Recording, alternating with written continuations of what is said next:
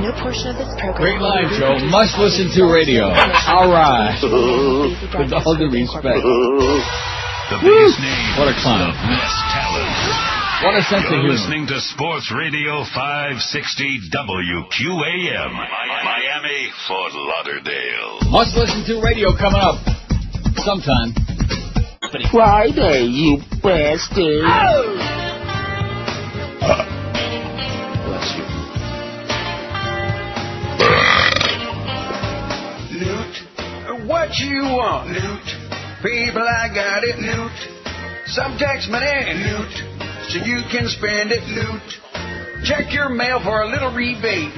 When you get home, spend all of it. Hey, people, buy an iPhone. Spend all of it. Buy two, spend all of it. Tell you what, this recession, loot. Don't worry about it, honey. Loot, I'm giving you, loot, some spending money. Loot, all I want you to do for me is to spend every last dime of it. Yeah, people, a big shopping spree. Stackable washer and dryer. Spend all of it. R-E-B-A-T-E. Pump up this economy. R-E-B-A-T-E. Go buy a plasma TV. Oh, a little rebate. Yeah, people, your tax rebate. Spend all of it. Don't get tired. Keep on buying. Spend all of it. Just don't put it in the bank. Spend all of it. Keep on buying. Spend all of it. Well, it's 10:02. It's Friday, and George is out at Gulfstream right now, right as we speak. Yo. At the Finish Line Casino, sounding very tinny again. I don't want to depress you right away, but the quarter slots guy is sitting right in front of me, and I tried to get Lee to not give him anything, and he did anyway. And he's still here. So I thought giving him something would get rid of him, but he's still Why is he there? Didn't we have the stalker discussion last week? You know what stalkers do? No, I don't mean that. I'm not. No. I understand that. But why is he allowed to be there? What kind of... I don't think we have a hose. Do we have a hose that we can squirt him with? A bottle of seltzer water? Well, how do you know he's the quarter slot guy? He told you that? What do you think the first thing he said was when he walked I'm quarter slot guy. Slot guy. Actually, he said the 25-cent slot guy. It takes longer to say that. I don't know why he uses that. Oh, well, tell him I had a good night at Woodbine last night. I made a miraculous comeback and won almost $1,000. Tell him that, just to piss him off, and then tell him get lost. Get lost, quarter slot guy. Call the police. So now, where are you located? You're in the Finish Line Casino, right? Got a little view of the track. It's you got a view of the track? Yeah. Not a huge view. If I walked over towards the, like the glass wall over there around the corner, then I'd have a perfect view of it. You can see what's going on out there. Yeah, good. And it's kind of right in the middle of the place. There's a bar in the middle, and we're right off of that. It's very easy. Are you close to any slots? Yeah, the same ones that we were close to before, but I'm not going to go over there. I'm going to go to the second floor if I go anywhere. Well, what do you mean you're going to go to the second floor? Well, not during the show. No. Oh. Well, why not? On my own time. Well, because we don't have that wireless mic. They should give you a cordless mic, and you go up there, play, and then when you get a spin, we can hear. Right. Wheel, oh, Toto. Like one of these days, as a matter of fact, one of the Machers came by right before the show. One of the big Machers? Yeah, really. He was wearing an expensive suit. It was amazing. He must have been a really important guy. Mm-hmm. And he says this is great, what we're doing, and he's going to be doing this regularly as long as we're able. Great. They're up for Excellent. Keep pumping us that money, man. That's what we're here for. We want your money. Everybody has got some money. That's what we want. We want the money. That's what BBGR is all about. Mm-hmm. And that's what this business is all about. We're a horror business. Just give us a bunch of money and we'll do whatever you want. Right. Oh, speaking of Gulfstream and speaking of race callers, I already told you this. Right, the dead guy. Ross Morton is dead. Ross Martin? Ross Morton. Yeah. Mushmouth, yeah. Old Mumble's mouth. And, of course, this obit, every time somebody dies, who's fairly well known, they have to have a glowing obituary as opposed to saying one of the most obnoxious and egotistical and arrogant idiots that ever sat in a race caller's booth. Nevertheless, Ross Morton, the only track announcer in Finger Lakes' 46-year history, I was there opening day, by the way, in Farmington, right outside of Canandaigua, New York. It's really got to be a hell of a place when it's a suburb of Canandaigua that's like got 10,000 people. You know what I mean by that? No. It's in the sticks, in other words. I see.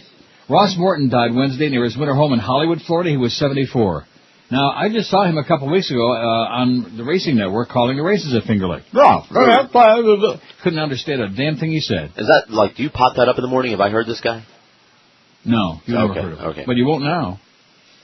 We're going to be Morton hearing began highlights. his announcing career at Finger Lakes in 1962 when the track opened and called more than 60,000 thoroughbred races at the Farmington, New York track, nicknamed The Voice. Just like that idiot at the Meadows, Roger, whatever his name is. What is his name? Houston, Roger Houston. I thought that was Rick Weaver. That means ego. Morton also spent 23 seasons calling races at Gulfstream Park. 23, wow. And 5 seasons announced at the now-closed Hialeah Park. Ross was synonymous with Finger Lakes, and we are deeply saddened by a sudden passing, Finger Lakes President and General Manager Chris Regal said. 5-day race days at Finger Lakes will not be the same without his distinctive mush-mouth voice, welcoming visitors and viewers alike on a daily basis as he did for the past 46 years. Does it really say that? What? Does it really say mush-mouth voice? No, I said it. Okay, Well, of course it doesn't say that. All right. Our thoughts are with his family at this difficult time. I said it, because people won't tell you the truth. I know. He was horrible. Terrible. And he had a gigantic ego. I told you before the show, and this is a true story. Back in the day, when WIMD was more sports intensive, before we worked there, they used to carry the feature race of the day from Gulfstream or Hialeah or whatever. And when he was calling the races, one day he just decided he was going to charge them for playing his call of the race on the air. How much? And I don't know how much, but they said, well, here's how much we're going to give you. Oh! My offer is this, Senator. Nothing. Right. Morton began his career in radio in Syracuse, New York, prior to landing his job at Finger Lakes. His most memorable calls included some of racing's all-time greats, including Seattle Slew, John Henry, Spectacular Bid Forgo, and Holy Bull Schmidt. Morton was announcing at Finger Lakes when 2003 champion 3-year-old male and dual classic winner Funnyside won the 2007 Wadsworth Memorial Handicap in his first start. Morton also spent 25 years producing and hosting the Winner's Circle, a daily recap of Finger Lakes racing seen on local TV. He's dead. Ross Morton, 74. If you would have heard him, maybe there may have been one day, because their races start like at 1:15, I guess. I may have potted him up once. Okay. Oh, just mush mouth. Couldn't understand a word he said. What? Terrible. It didn't make any difference if he made a mistake because you couldn't understand him anyway. Oh, like jazz music. Yeah, that's right. If you make a mistake on a few notes, who's going to note the difference? So George is out there at Gulfstream and invites all the sane people, if there are any, to come on by. Yeah, both of them. As opposed to the quarter slot guy and the guy with the eyes and all the other misfits, all those chronic misfits. Oh, boy. And especially the two that came by last time, which I forget who they were. Oh, Good. that's right. It was Daron our and favorites. those two misfits. Yeah. Well, you attract a man. You're like a magnet. I know. I'm more like a faggot magnet, but you're like a maggot magnet. Here's what we got on our poll today. Oh, I don't like this poll. But you know something? We're leaving it up there. And I'll put a new one on over the weekend. I don't know what yet. I'll come up with a little something. 907 votes. Chris knows he's going to get 1,000 today, and he's all whipped up about it. Oh, you know it. What? You know it. I'm sleeping. I just... You have to have a good sense of humor. That's the reason I'm a survivor. Yes, because you I have do. a great sense of humor. Yes, you do. And I've always recommended this to everyone. What's that? Misery loves company. You should all have kids. Yeah, well, now I got one. So you can kind of, sort of. Yeah, well, you're getting a taste of it. What restaurant? No, I'm not. What restaurant chain has the best desserts? 907 votes. I don't eat dessert. Wins hands down your pants. 340. Yeah, right. 345. As they don't eat desserts. I don't believe that. They're svelte. Haven't you like seen they've never eaten dessert. Well, no, it just means regularly down around. Well, that's not the question. If they've ever eaten dessert somewhere, then that's their favorite. No, it doesn't say if you've ever eaten a dessert. Where did you get a good one? That's not the poll, you idiot. Well, I don't eat dessert. 345. Cheesecake Factory 309. That's just, I don't know. I guess that's a commentary on how many bad dessert places there are. You know what also should have been on here? We could put it on now. What? What's the name of that place? There's one on the Davie Road Extension where they have that great strawberry pie. We talk about them all the time. It's a chain? Detroit. It's a chain out of Detroit. What kind of food do they have? It's like a Denny's kind of a place, only a little slightly more upscale, like that. Not Applebee's. Oh, no, that's not Applebee's. No, it's something that's not on there. Huh? Oh, There's one on Davie Road Extension right out there by the Hess station. It's got the Godfathers right near 595. Maybe somebody will call in. Yeah. Cheesecake Factory 309, Melting Pot 50. That was a late edition, and they're doing very well, and rightfully so. They got those great fondue desserts. You dip it and you dunk it. When you do it. Denny's 39, Steak and Shake 30. That's because they got those great shakes. Friday's 27, Grand Lux Cafe 29, which certainly ought to be way above Cheesecake Factory. It's owned by the same people with much, much better food, but that's okay. Because next time I'm down there, I think we'll go there again, and I don't want it all crowded and stuff like that. Applebee's 21, Ruby Tuesday 17, Longhorn Steakhouse 16, Chili's 14, Roadhouse Grill 11, and Bennigan's Solamente 10. Only 10 for Bennigan's. I don't know. Bennigan's to me is more like a, not a dessert place, soup and sandwich kind of place. They're all right. They got the good breadsticks, which don't interest you.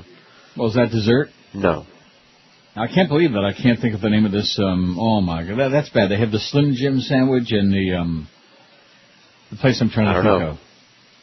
You don't know? No. I'm going to look up Slim Jim. You know what the Slim Jim is? Not Slim Jim is like those pepperoni sticks. Yeah, really greasy, bad for you, yummy. Oh man, they tear. I love those, but they tear your kishkis to bits. That's right. Wow, after I ate a few of those, you can't eat only like a dozen. You know, they have those in the. That's good road food, tubes, you know. And those red tubes. When you're road tripping, you grab a handful of those. Oh, Big my Boy? God. You'll be tripping over. What? Is it Big Boy? That's it. Elias Brothers Big Boy. Ooh. I play the prize bell, but you know. Yeah, well, how about... ding, ding, ding, yeah. Oh, don't do that. Tweak will hit the, the open. Shoney's, that's it. Leave it to Brandon. Shoney's Big Boy. Showing off it was Shoney's. That Brandon, man, he is the best. Isn't that great? My AIM screen popped up right there in front of me. Shoney's. And I don't know whether the one there, because in Detroit it was like Elias Brothers. Big Boy is a franchise, and there's like different kinds of them. Elias Brothers Big Boy and Shoney's Big Boy. And they got the best damn strawberry pie. At least they always did. And they have good food, as a matter of fact. You never had a Slim Jim? I don't think so. Not that How about a Fat Jim? Not. Neither. Well. So anyway, George is out there. I'm sure the crowd is going to be coming in. Now, when does the action start there? What time do the old... Well, the place opens at 10, so they're open now, and people are starting to amble in. Wander in. That's good. Well, take the quarter slot guy and he's gone. stick your foot. He's gone? Although I betcha, I'll wager that he'll be back. Oh, yeah. Oh, he's lurking, man. Skulking. You're working and he's lurking. And he's probably doing something else to run. This is Neil Rogers. Sports Radio 560 QAM. The sports leader. It's Fatwa Friday, you bastards.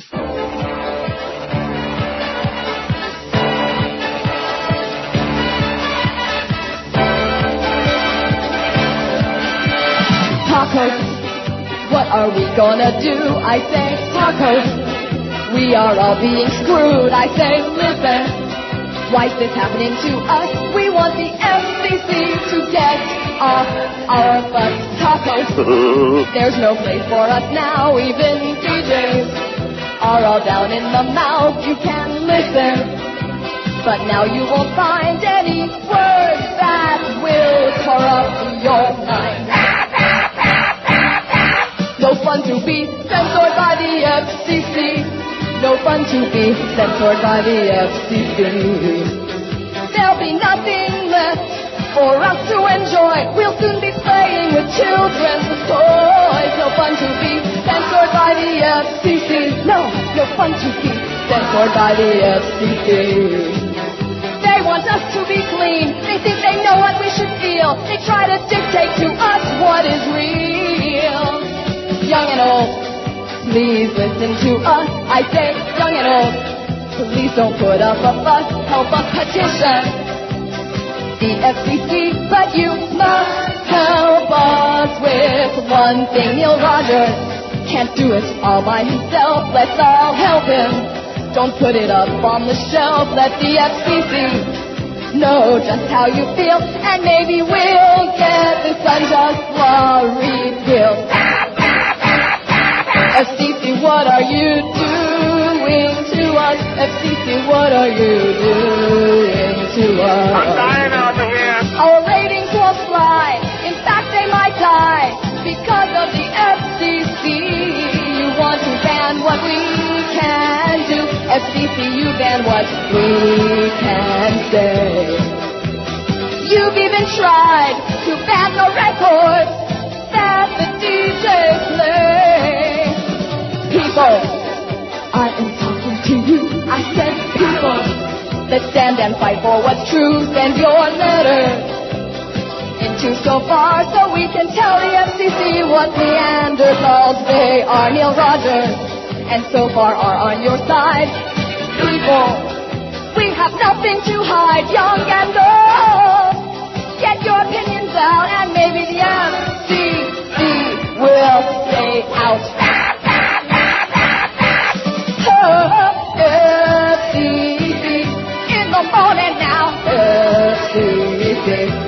the evening now. No one knows what words drive them insane.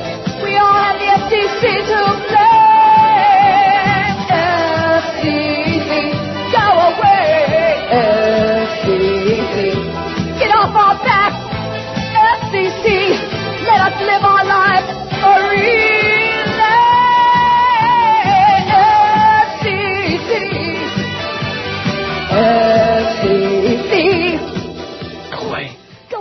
It's 10-something, 10:20. Boy, for just a second there, my cable went out. In fact, CNN went out. I wonder if it's just CNN or if everybody's out. I'm not out. No, the cable's out. Oh, no, MSNBC is there. No, sorry if I was CNN on the maybe air. the towers got knocked down. Wouldn't that be a wonderful thing? Now, did you watch the debate last night? No, of course not. I thought he did just fine, and I thought she was her usual shrill, obnoxious bitch self. I saw some highlights this morning. The thing with her that cracks me up is the fact that the way she holds herself is so embarrassing. Like, she sits there like a puffed up bufo toad all the time. Every time he would say something, she'd like puff up like a peacock or something, you know. They showed the highlight of her getting booed because she brought up that thing about the Xeroxing of somebody else's speech. What a stupid line. And then when they were analyzing it afterward, they said, well, even she kind of acted like she was sorry she said it. Yeah. Yeah, too bad. Well, I got an interesting story on her, by the way, that she may pull the plug on her campaign. How do you like that? She may pull the plug. Anyway, George is at Gulfstream, and isn't it appropriate that you're there today, 2 days after Ross Morton croaked? I think that's very appropriate. Let's see what's going on at Gulfstream. Right, to commemorate, I guess that's why we're here. That's right, we're commemorating the great Ross Morton. Wearing a black armband, but you can't tell because I'm wearing a black shirt. Just horrible. It's a great time to be a thoroughbred racing fan as Gulfstream Park Racing and Casino presents one of the greatest performers in the sport today, Warpass. No one has yet caught the undefeated champion Warpass, and Gulfstream will have him in the starting gate this Sunday, February 24th. Your chance to see the Kentucky Derby favorite in person as he launches his 2008 campaign at Gulfstream, the place where legends are born. And by the way, Sunday also is the $350,000 Fountain of Youth Stakes. This test of the nation's top 3-year-olds will sort out the contenders from the pretenders and help determine who'll go on to become champion in the classic races later this winter and spring. Plus, this Sunday, Gulfstream Park unveils the brand new handicapping contest where you could win $250,000 by choosing the winners in the first 8 races. It's the Pick 8 Day. The contest is open to all GP Advantage Card members 18 years and older. And if that isn't enough, on Sunday they're giving away free Gulfstream Park jotter, pad, and pen sets with the purchase of a Sunday handicapper while supplies last. It caps a weekend of great stakes racing following the Saturday Grade 1 $350,000 Gulfstream Park Turf Stakes. Free admission, over 5,000 free parking spaces, and the new south parking lot at Gulfstream is open now. And, of course, don't forget, 2 world-class casinos, South Florida's best poker room, high-limit and penny slots, and a brand-new video poker lounge with the hottest games in the industry. And great dining options, too, including Christine Lee's Asian Cuisine and Sushi Bar, as well as the buffet to top all buffets, 10 Palms. Hey, there's the deal. Pretty you got good. Penny slots, so that's about your league, I would say. I saw that. I read that on here. That was a pretty good read. You ever think of doing this for a living? You call yourself the penny slot guy. What are you talking about? What are you talking about? The read there, you did a pretty good job reading that. You could, why not? Might have a future in radio. By the way, the guy corrected me. He was kidding when he said he was the 25-cent slot guy. Oh, see, well, first of all, that guy would never say that anyway. He was a quarter slot guy. Right. So he was all offended because we took him seriously. It's like, how the hell are we supposed to know? Oh, another comedian like my good friend David on the MySpace, which I wrote a scathing. He wrote me back, and I wrote him another scathing, and he finally pretends to be getting. I'm just going to delete him next time he even bothers me. He's just an idiot, a pseudo-intellectual idiot. Well, he's been listening for 15 years, and he thought that he could tell me how to run my life, and that he knows me. It's a radio show, okay, schmuck, putz. Go back to Pinellas Park and go to a Steak and Shake it. Shake your steak. Oh, speaking of that, wait till you hear this. This is a great story. An Israeli MP has blamed Parliament's tolerance of gays for earthquakes that have rocked the Holy Land recently. What else? MP blames quakes on gays. Speaking of shaking and quaking. Shlomo Ben-Izri, really? of the ultra-Orthodox Jewish Shas Party, said the tremors have been caused by lawmaking that gave legitimacy to sodomy. Israel decriminalized homosexuality in 1988 and has since passed several laws recognizing gay rights. 2 earthquakes shook the region last week, and further 4 struck in November and December. They're shaking it and quaking it in the Holy Land. Mr. Ben-Izri made his comments while addressing a committee of the Israeli parliament, the Knesset, about the country's readiness for earthquakes. He called on lawmakers to stop passing legislation on how to encourage homosexual activity in the state of Israel, which anyway brings about earthquakes. Israeli court rulings in recent years have granted inheritance rights to gay couples and recognized same-sex marriages performed abroad. Last week, Israel's Attorney General ruled same-sex couples could adopt. Oy! Oh! Wow. Shlomo's going to be really pissed off about that. Earthquakes. Anything bad happens. Right. Like Pat Roberts. Well, it's a fact. It's like Sodom and Gomorrah. And fires, wildfires in Florida. That's right. The fags done it. Orlando. That's right. All those faggots and Disney. Orlando done it? I didn't know he was gay. No. I wonder whatever happened to him. What do you mean? Just why I said. Isn't he still doing the 5 to 7 thing? No, not that Orlando. I'm that Orlando. Oh. The hot-looking one, not the goofy I don't know. I don't either. And we'll never find out. Remember he was moving in with his boyfriend or something, and then they were saying he was going to get married, but I think to his boyfriend. No, I don't remember that. I don't know. That's another one of those strange deals. Of course, he was Hispanic, you know. Mm-hmm. He was Latino. Mm-hmm. Okay, how are we doing on Chris's poll? We got 944 on that dessert poll, and they don't like desserts. 946. What? I just don't buy that still. Well, they don't eat desserts when they go into a restaurant. They pig out on the steak and the soup and the or their lobster and whatever, and they don't and the rolls and all of this stuff, you know. They don't have room for dessert. But that's in the lead, right? Well, other than Cheesecake Factory, nobody's doing a squat on this poll. They're beating the crap out of everybody. So that's a commentary. I think they vote for that because it says cheesecake and that's a dessert. They like that place. You know what it reminds me of? What? It's like the Rascal House for Goyim. Okay. Not that only Goyim eat there, because they're in the Sawgrass. I'm sure there's plenty of Jews eating there. In fact, the day that I was there, looked like a Jew jam. But I'm serious. I don't know who the hell they are, but if it's in Broward, there's about to be a lot of Jews eating there. Right. We're about to have one here. Have what? Jews? A Jew jam, yeah. In Hallandale? Go figure. Yeah. I wonder if my good, close, personal friend, what's his name, is still alive. Sonny? From Hallandale. Sonny Rosenberg. Hey, Sonny, when are you going to croak already? Biggest names. The best talent. And that Incandela April. That's the name. 560 QAM. The sports leader. It's Friday, you bastard. The E! True Hollywood Story. Amy Winehouse started young. It was very clear that she did like to drink. I was like rolling home drunk every night. A damaging video of Amy appeared on the internet. The footage showed Amy partying. Gross! Journalists weren't the only ones who took notice. Holy crap! I got puked on. The E! True Hollywood Story. Okay, 10:31. By the way, I'm sure you're very excited to hear my latest update on what's going on with my contract negotiations with Norma Kent. George? Mm-hmm. You want to know the latest news? Nothing? Okay. That's it. You're up to date. Well, take your time telling me. Oh, wait, you're done. 956 votes on the poll. George is out there at Gulfstream waiting to see some living. Oh, yeah, I got a racing form. Steve Sloan brought me a racing form. I have no idea what to do with it. Now, of course, you have no idea how to read it. No, none at all. It's got, it's got red and black and, white. No, that's on the front page. It's got red and black where it says racing form. Yeah. That's it. I'm talking about when you open it up to like. That's as far as I've gotten. Oh, boy. Well, can't you open it up? Are you capable I did. Leaderboard. It says Gulfstream Park. Today's post time. No, I don't care about today's post time. Bayers. In fact, I can tell you. I can turn on the Racing Network right now and tell you what the whole deal is. Oh, no, they got not Al-Shiba. On dirt, which is always they got racing from Dubai right now on the Racing Network. Graded handicap selection. But we got a 2-5 chalk in the first race at Dubai. Let's bet on all the races at Dubai. Great. What do you say? All those damn Arabs buying up all the expensive horses, That's what's going on in the business. Well, they kind of started it anyway, so. The Sheikh of Araby? With the Arabian horses. Federal agents are investigating whether former Senate Majority Leader Trent Lott speaking of Queens, Trent Lott knowingly played a role in an alleged conspiracy in 2006 to influence a Mississippi judge presiding over a multi-million-dollar lawsuit against famed plaintiff attorney Richard Dickie Scruggs, according to people familiar with the situation. Dickie Scruggs. I wonder if he's kin to Dickie Greenleaf or maybe Lester Flatt and Earl Scruggs. Remember them? You bet. Earl Scruggs. Big fans. If I was at the station, I'd play some of their music for you. But you're not. I'm not. Thank God. Mr. Scruggs and several associates are scheduled to stand trial March 31 on charges they offered $40,000 in bribes to state court judge Henry L. Lackey in return for a favorable ruling in a lawsuit against Mr. Scruggs over $26.5 million in legal fees. Well, Trent Lott's got his ass in the ringer again. Maybe he can free himself of those pom-poms. And, of course, the big news, and I heard Joe going on and on this morning. Oh, my God, all the sports nerds, you know.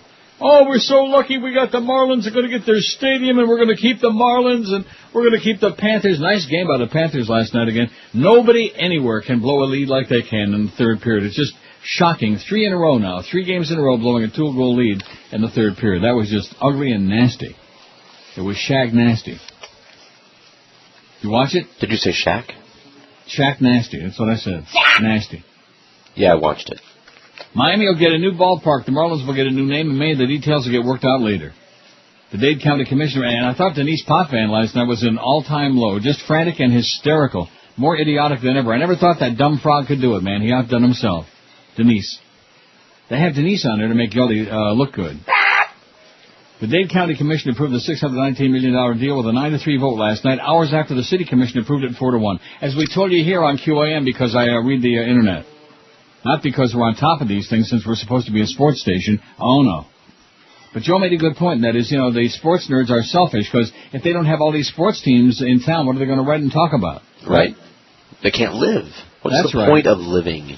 There comes a time in history where vision and courage come together to create destiny, said Miami City Commission Chairman Joe Sanchez, whose district, of course, includes the Orange Bowl site where that new baseball stadium would rise. Sanchez compared yesterday's binding stadium vote, which puts a new home for the team closer to reality than it ever has been before, after numerous previous failed attempts, to a ninth-inning bases-loaded rally. Bases loaded. We have a great opportunity to hit this ball out of the ballpark, he said. Fans were boisterous that the team, which will change its name to the Miami Marlins instead of Florida Marlins, would finally have a home of its own and a promise to stay in Miami for 35 years. Oh, I'll be long dead after that. I didn't sleep last night, hoping this is the last time in front of a mic to ask for a stadium, said Gilberto Lazardo, a Hialeah fan wearing a bright orange Marlin shirt. Thursday's votes came over the objection to this. I'm surprised he hasn't shown up there at Gulfstream. Hey, any with his plaid pants sure. and his Coke bottle glasses. Come on, Gilbert, you can do it. George is dying to smell you. Yes, I am. Thursday's vote came over the objection to some residents who said hundreds of millions of dollars a year in taxpayer money should not finance the sports complex without the issue of going to a public referendum. Chief among them, auto maggot Norman Brayman, who has challenged the deal in court. You go, Norma. Mr. Brayman would drop this lawsuit in a heartbeat if you allowed it to be voted in a public referendum, said Harley Troppin, one of the Brayman attorneys. Tomas Regalado was the lone no vote on the City Commission, saying object to the stadium being tied into a larger $2.9 billion mega plan. Well, you ought to play the megabucks. Megabucks at Woodbine, the jackpot's up to almost $8 million now. Ooh.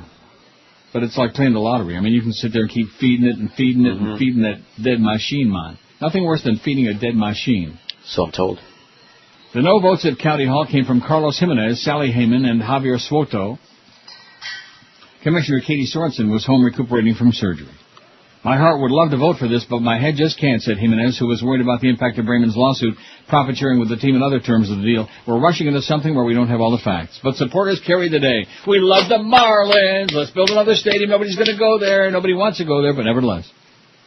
Just like museums, parks, and beaches, professional sports are an important part of our community's fabric, said County Mayor Carlos Alvarez. A stadium will not only contribute to our economy, but to our quality of life. Oh, my God, what a lunatic. The Marlins hope to be in their new home by opening day 2011. Those city, county, and team representatives must still negotiate the fine points of some issues, such as stadium maintenance and construction. Thursday's written agreement represents a huge milestone in the ball club's quest for a modern baseball-specific facility. There were a few tense hours, however, as the county's police and firefighter unions demanded that their workers, rather than the city of Miami's departments, get the exclusive right to work the 30-odd off-duty jobs within the ballpark. Odd Job. Remember Odd Job? Sure. James County Bond. departments are still smarting that the city holds almost all those jobs in 2 other county-owned facilities, the American Airlines Yenta Arena and Adrienne Arsht Center for Performing Arts. I never heard of that in my life.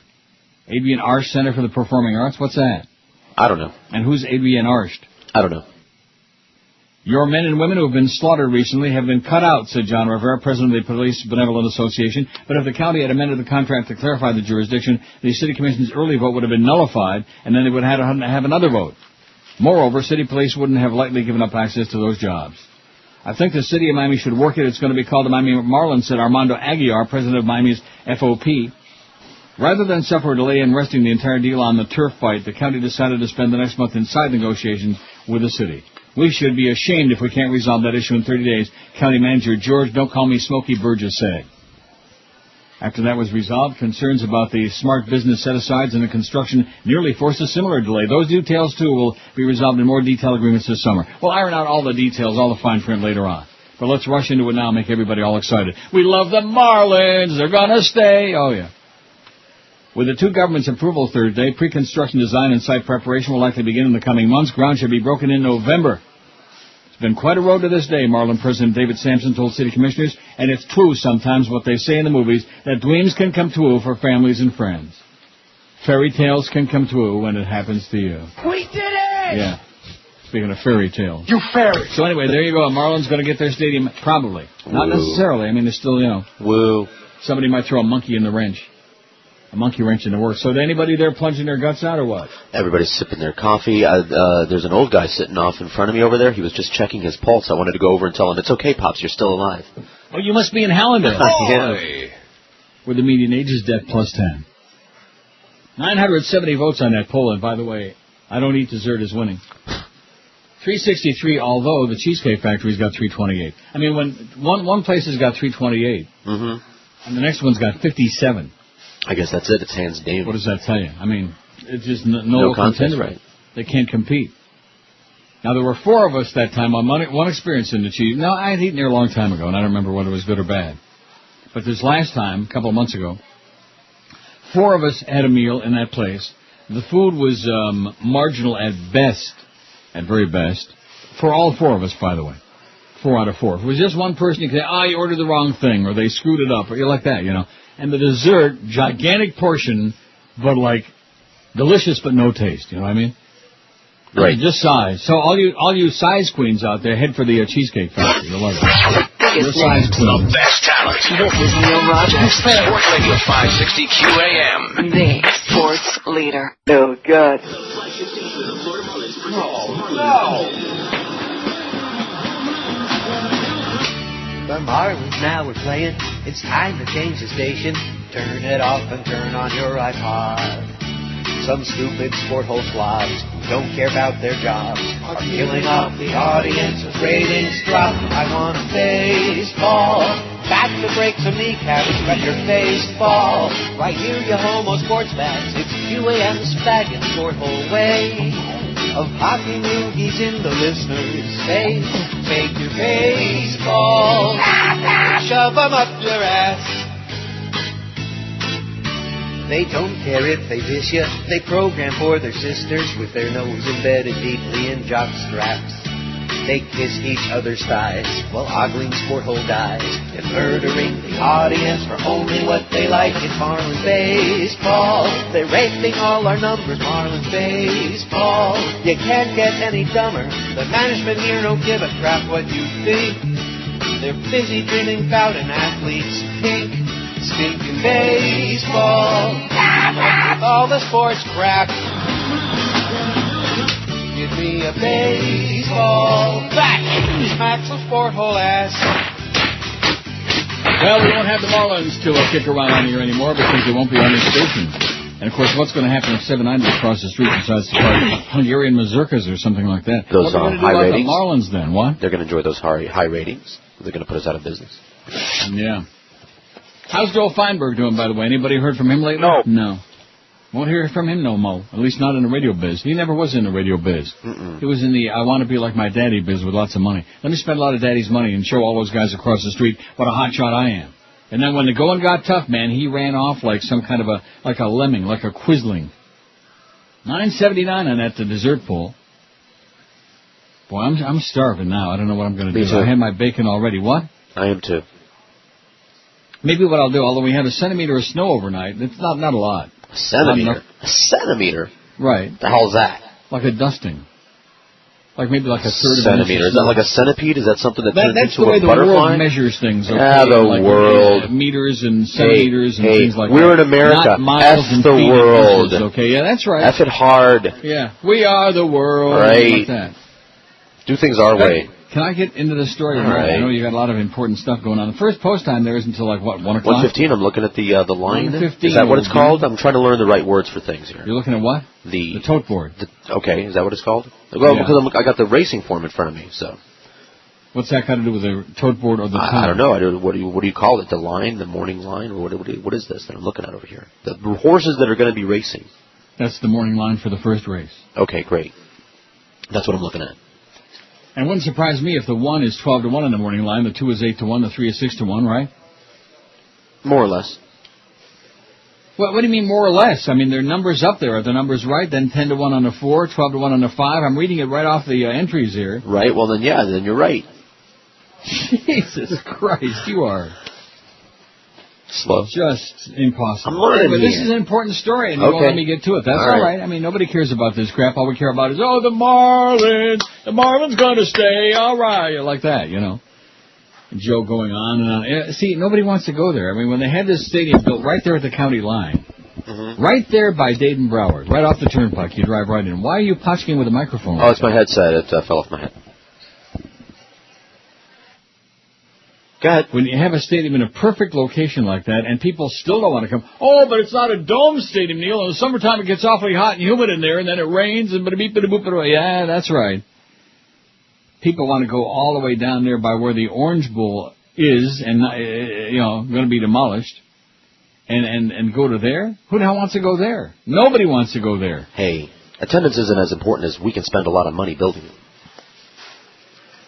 Speaking of spending a lot of money and flushing it down the toilet, speculation is mounting that Swillery may be ready to pull the plug on her faltering presidential campaign. Oh! Sources within the beleaguered campaign say fundraising has dried up, and mounting debts may force a cutback in ads, direct mail, and staff.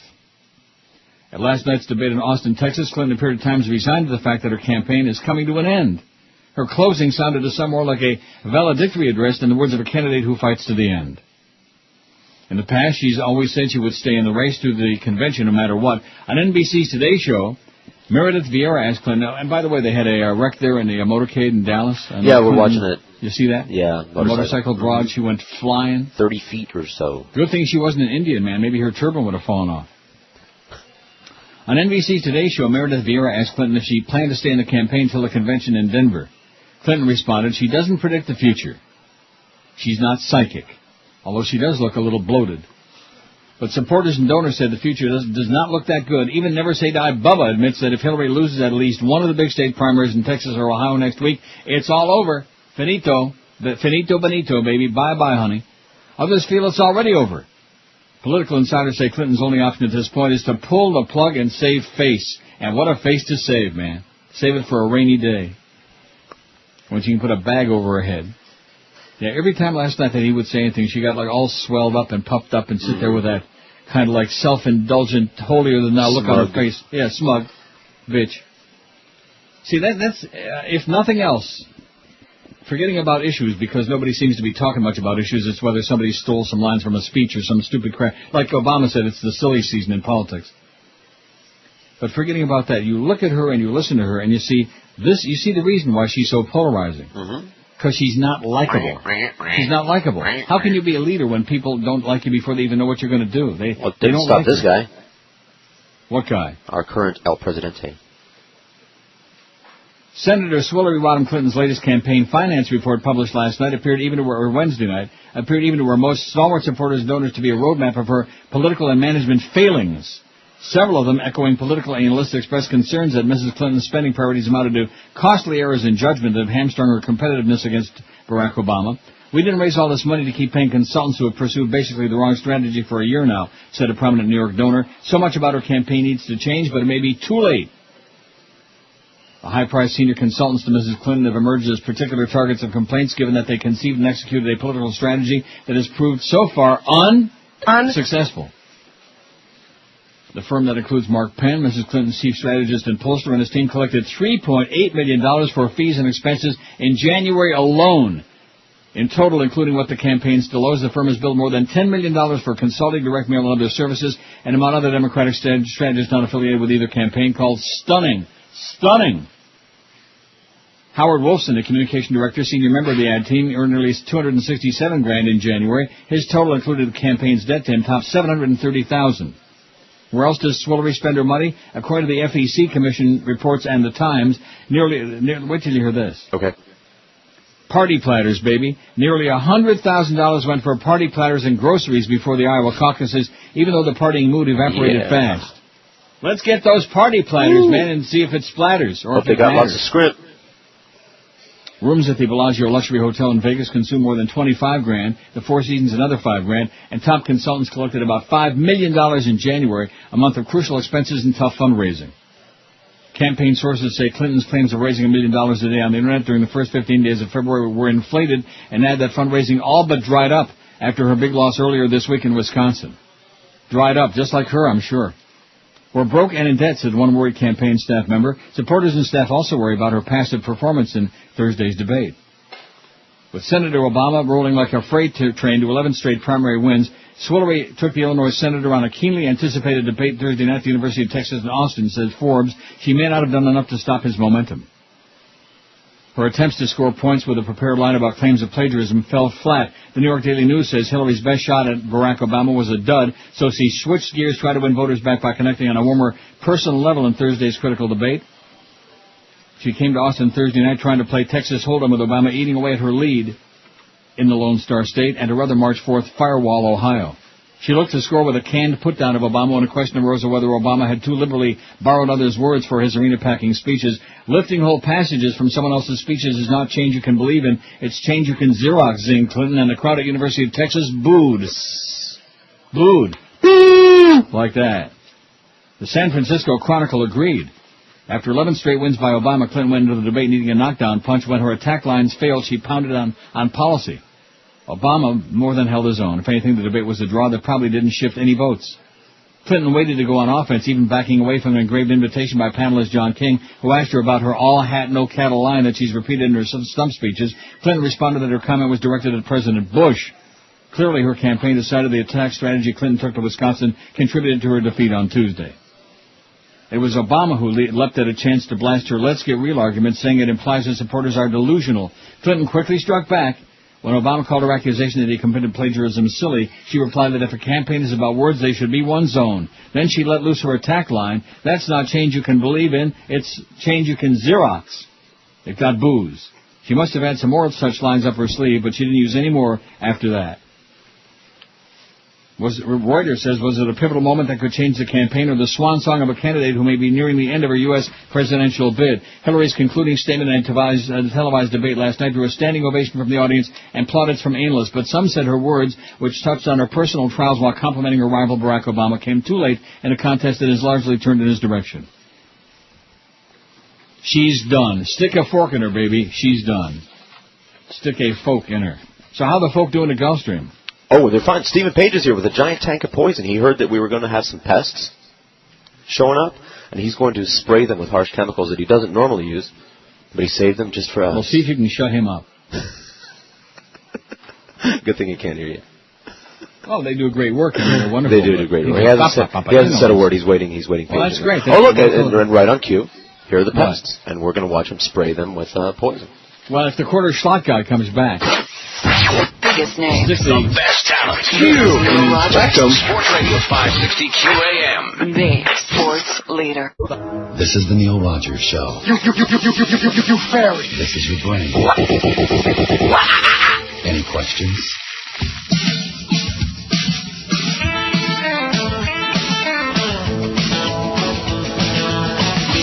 Hillary from Arkansas. Hillary from Little Rock, Arkansas. Got an idea from Tiffador. Moved to New York and run for senator. All through the state, people shout your name. Hillary! You will never beat Giuliani. No, sir! The idea seems so silly. Hillary from Arkansas. Hillary from Arkansas. Right out of the cornfield on Hee Haw. Husband Billy is a naughty boy. When you leave the house, he'll jump for joy. White water now, just a memory. Hillary! Generino doesn't have a clue. No, sir! You and Bill are so damn slippery. Hillary from Arkansas. Oh! I think you should run, honey. Well, hell yes, I do. I think you should devote all your time to it. And I'll just, I'll stay home, you know. I'll take care of things. Taking care of business. I'm a BTL fan, man. Miss Hillary from It's the damnedest thing I ever saw. You're a sweaty little goofy talk, 'cause you never have lived in New York, so change your mind while in Illinois. Hillary! We don't believe that you're a Yankee fan. No, sir! You're a dope-beating bad Democrat. Hillary from Arkansas. H-I-L-L-A-R-Y! Hillary! Hillary! 11:02 at 560. I'll tell you one thing about that Rob Marciano on CNN, that weather dude who sometimes is a news dude, who sometimes just a regular dude. From a long ways away, he looks pretty good, you know, from like about a mile away. Yeah, but what does that have to do with we finally figured this thing out here? Oh, they finally got the 360 working there. Good. And yeah, it's a good night, bitch. And I got my drops. Well, maybe I do. Put them in a FedEx envelope. All right. Cough drops. Jesus Christ. In just released Washington Post ABC News poll, Swillery is deadlocked with Barack Obama in Texas, 48 to 47%, even Steven. And in Ohio she leads by only 50 to 43%. And that poll carries a margin of Masso minus 4%. It's tight, baby. A recent CNN poll out of Texas also showed the two candidates statistically deadlocked. In the CNN Opinion Research Corporation poll released Monday, Clinton had 50 and Obama 48%, and that poll had Masso minus 4.5 points.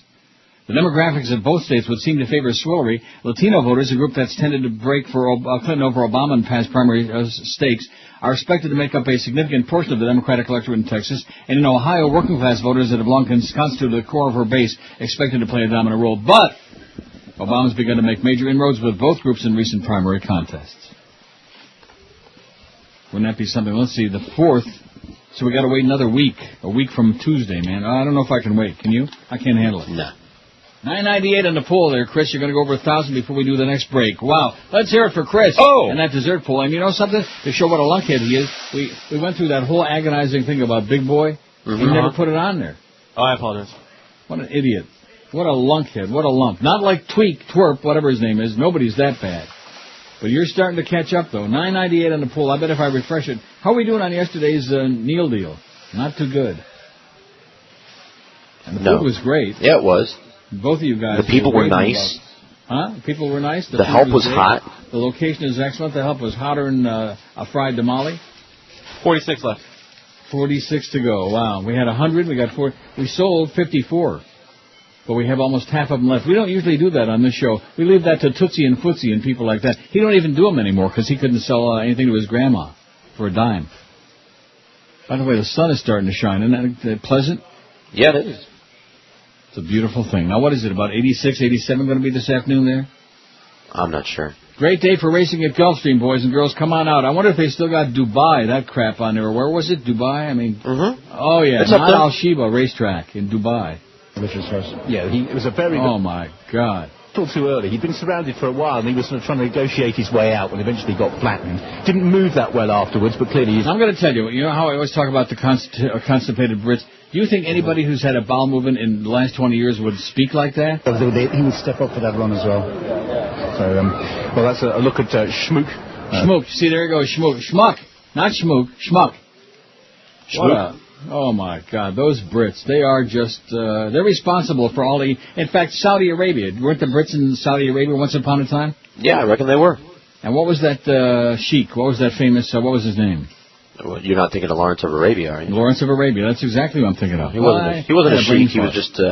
he was just a there. Queen. Yeah. He wasn't royalty, but he was a queen. I saw that thing on Biography. And they said he was... gay. I saw the movie. Peter O'Toole. Peter's what? Tool. What restaurant chain has the best desserts? We got 1,000 votes, boys and girls. Hallelujah. Oh, Representative Renzi of Arizona indicted in connection with Arizona land deals. Another Republican crook. I don't eat dessert, 375. Cheesecake Factory, 338. Melting Pot, 59. Denny's, 45. Steak and Shake and Quake, 34. They got the best damn shakes, man. Wow. Am I right? Yep. Although I will tell you, I do like Arby's Jamocha Shake. Every time we start talking about shakes, I forgot all about those. Jamocha Shakes. God. Yeah, it should be the law that every place that serves milkshake serves a Jamocha Shake. Those are really good. Now, the rest of Arby's, well, I like those potato cakes just fine.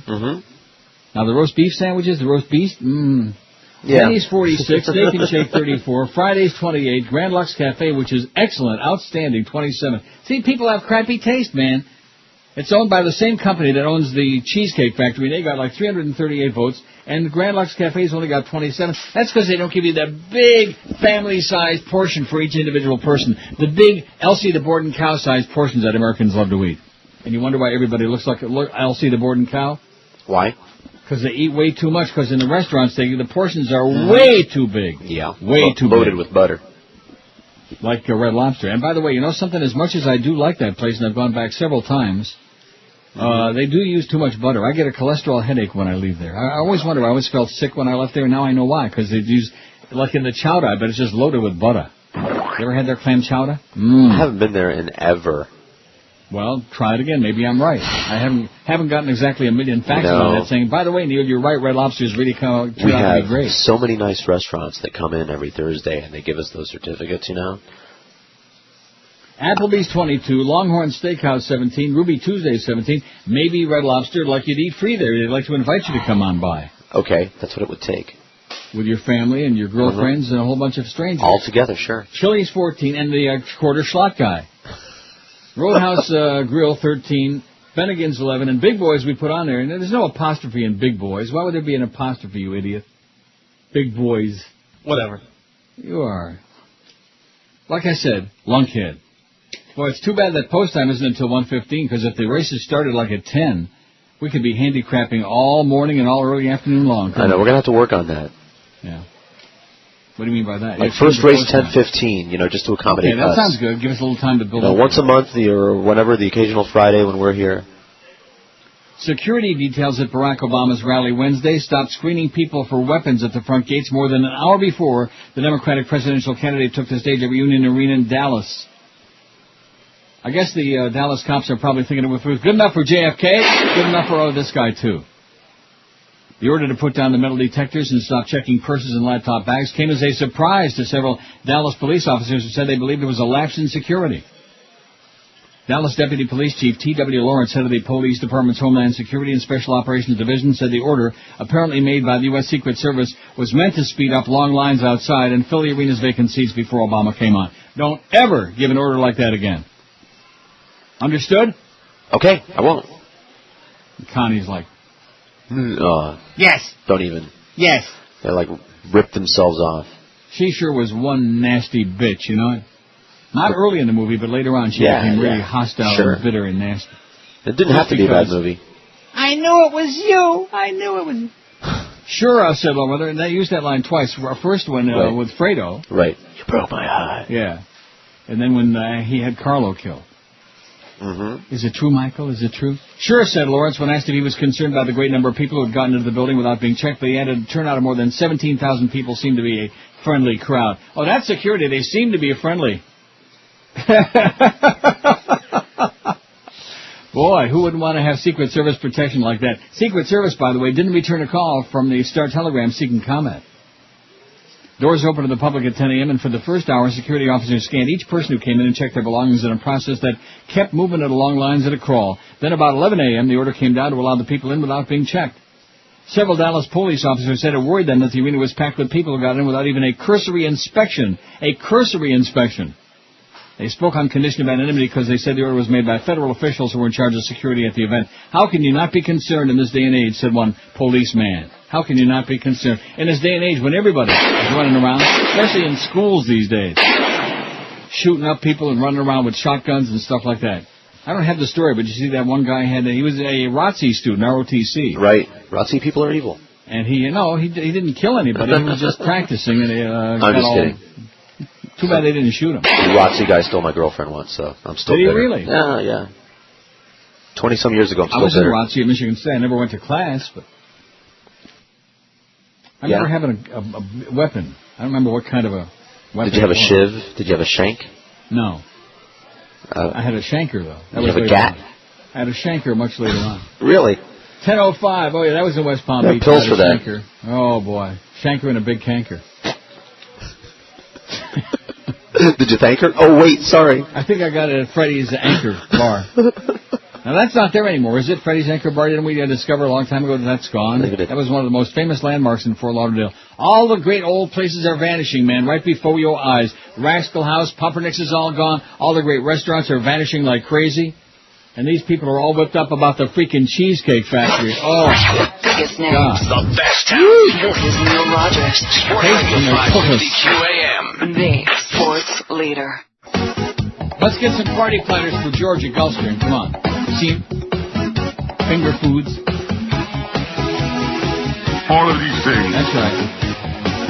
About 100 grand's worth sounds right. She was hot as the morgue, so hot as the morgue. Lindsay works at the morgue 'cause she got a DUI. Lindsay Lohan's brand new gig is in a room with dead bodies. Let's hope this job doesn't drive Lindsay to drink. Lindsay used to be a movie star, but she made a turn for the worse. Now when she drinks and drives, she'll be doing it in a hearse. She was hot at the morgue, so hot at the morgue. Lindsay works at the morgue 'cause she got a DUI. She was hot at the morgue. I was just trying to get the charts, the racing form charts for Gulfstream. I can't get it. I probably could if I potskied around long enough online. Yeah, But then again, you can always read the form, you know. I could, and I have already started. You have? Well, I got that line that we were talking about. And the morning line. So what Right. does that mean? What's that got to do with the racing form? You can look at the tote board and see the morning Nothing, line.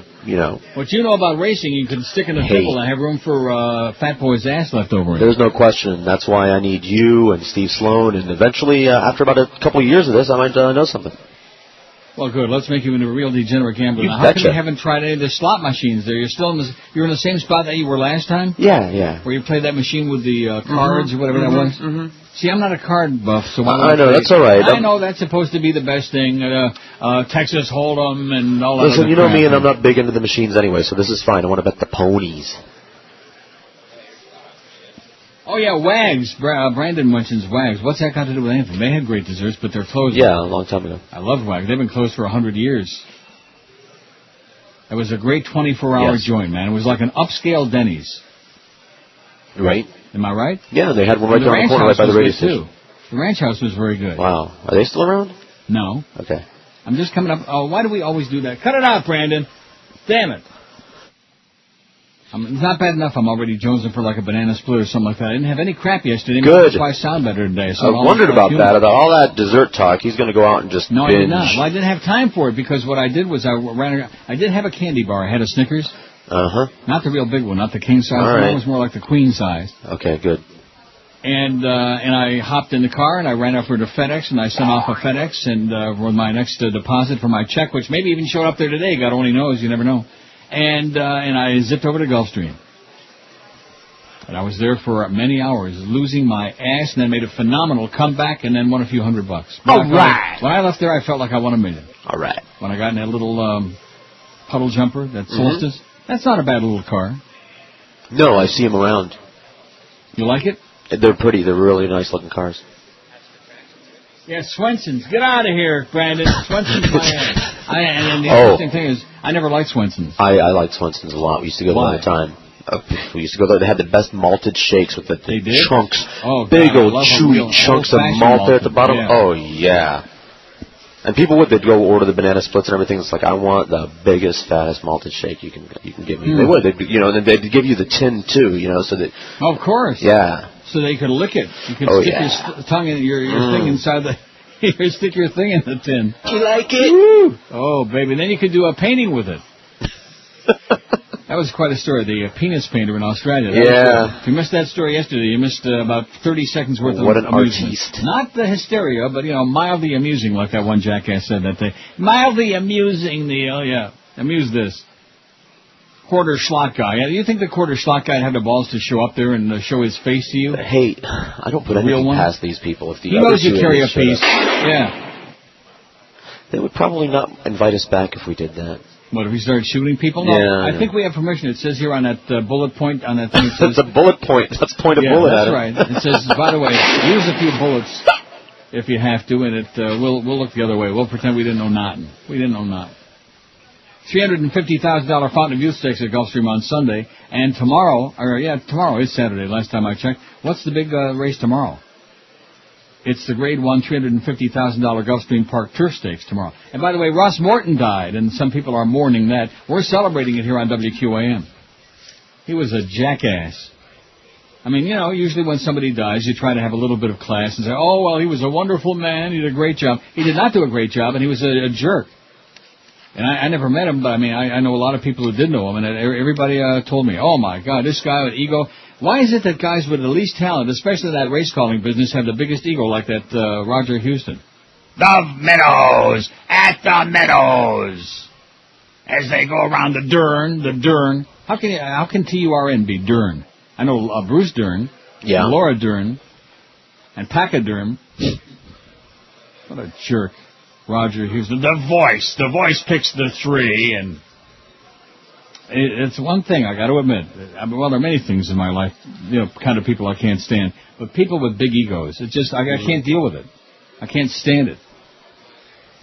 You know what I mean? Yeah, I know. I mean, it's one thing if they deserve it. And usually the people with the biggest egos have the least talent. Like Joey Reynolds, for example. There's another one. No boy. Oh my God, what an ego! He used to be on WKBW. I am that hemorrhoid. Yeah. I have my nose up Neil's ass. Absolutely. Joey. Hillary Rodham Clinton ended January with $7.6 million in debt, not including the $5 million personal loan she gave to her campaign in the run-up to the critical Super Tuesday elections, according to financial reports released on Wednesday. In contrast, Democratic rival Barack Obama's campaign finances continue to be robust. He reported he's robust and she's just bust. Not that she's got much of a bust, but nevertheless. She looked so puffed up and so priggy last night. Priggish? Yeah, priggish. Priggy. Remember Miss Priggy? No. He reported raising nearly $37 million, spending nearly $31 million. His cash balance was $25 million, of which roughly $20 million can be spent on the primary. He reported a comparatively small $1 million in debts owed largely to just 3 vendors. The January monthly financial disclosure reports glimpse a behind-the-scenes imbalance that has had a significant impact on the primary contest, one that continues in the days leading up to the critical March 4th primaries in Ohio and Texas. As the Clinton campaign scrambles for cash, Obama appears on track to raise more than $30 million again in February. About 30, man. Just like he did in January. Phil Singer, a Clinton spokesman, downplayed the disparity. Thanks to an enormous outpouring of support, we will raise more money this month than any other so far, he said. We have all the resources we need to compete and win, he said. And, of course, everybody else said, yeah, sure. But the Clinton report paints a picture of a one-time frontrunner under enormous pressure after miscalculating she would wrap up the nominations before February 5. A lot of those deli places used to have great desserts, too. All those places that are out of business now, like Pumpernicks and Wolfie's and all those joints, they had great desserts. In fact, probably the Rascal House has good desserts, too, but I'll let you figure it out before they close. They probably have Kugel. Yeah, Luxemkugel, that's not a dessert. Yeah. It is not a dessert. It isn't? No, it is not. Huh. Isn't it sweet? Luxemkugel is a dessert? I don't know. It's not a dessert. People don't eat Luxemkugel for dessert, not that I know of. For dessert? Would you eat noodle pie for dessert? If it's sweet, why not? Yeah. Like bread pudding? Bread pudding. You talk about something that is strictly for Goyim. Something that's a great pull. I don't think we've ever done that. Bread pudding is good. Which of these is strictly for Goyim? Let's do that. I'm thinking of biscuits. Biscuits and gravy. I have the perfect choice that's going to win. Yeah. Jesus. I like that. Yeah. But then again, we don't have to put any other choices on the poll, see? Cheeses? Oh, yes. Jesus. Cheeses of Nazareth? I played that yesterday. What a shame. No, I like that poll. Don't you think that's a good idea? It's a great idea. Strictly for Goyim. I use that all the time. Pork and beans? Sure. Lentil soup? Mm-hmm. Bologna and cheese sandwich? No, well, that's not for that's, Orthodox Jews won't eat that because it's treif, but like anybody else will eat it. Yeah, but bologna and cheese. What's wrong with bologna? A lot of Jews eat bologna, man. Really? And some are even full of bologna, like Jew Lieberman. Well, so much for bragging about good taste if you eat bologna. Swillery reported a cash balance of $29 million, but more than $20 million of that's money dedicated to the general election. Her personal loan accounts for more than half the remaining, approximately $9 million. Leaving just about $4 million in cash raised from donors. But even that money is illusionary when measured against the reported $7.6 million in debts. More than $2 million of the red ink is owed to chief consultant advisor Mark Penn. I wonder if he's kin to Sean Penn. Or Penn and Teller. But the lengthy laundry list of IOUs also includes unpaid bills ranging from insurance coverage, phone banking, printing and catering at events in Iowa, New Hampshire, and California. Clinton's strapped financial situation in late January meant she couldn't invest in all of these Super Tuesday states, especially the expensive ground operations required in the caucus states. Well, goody gumdrop. Too bad. They're trying to send you a message, Hillary. Just like Joey Zaza was going to send Vincent a message. Remember that? Joey Zaza going to send me a message? Oh, yeah. I got a message for Joey Zaza. That movie's not as bad as it. It's worth watching if you've never seen it. Mm-hmm. I mean, you'll be aghast, and when you look at Mary's nose, every time I see that, I think to myself, boy, nepotism sure works, doesn't it? I mean, sure does. If she wasn't Francis Ford Coppola's daughter, the chances of her getting that role in that movie on a scale of minus infinity are not too good. Biggest names. The best talent. This is Neil Rogers. Sports Radio 560 QAM. The sports leader. Friday, you bastards.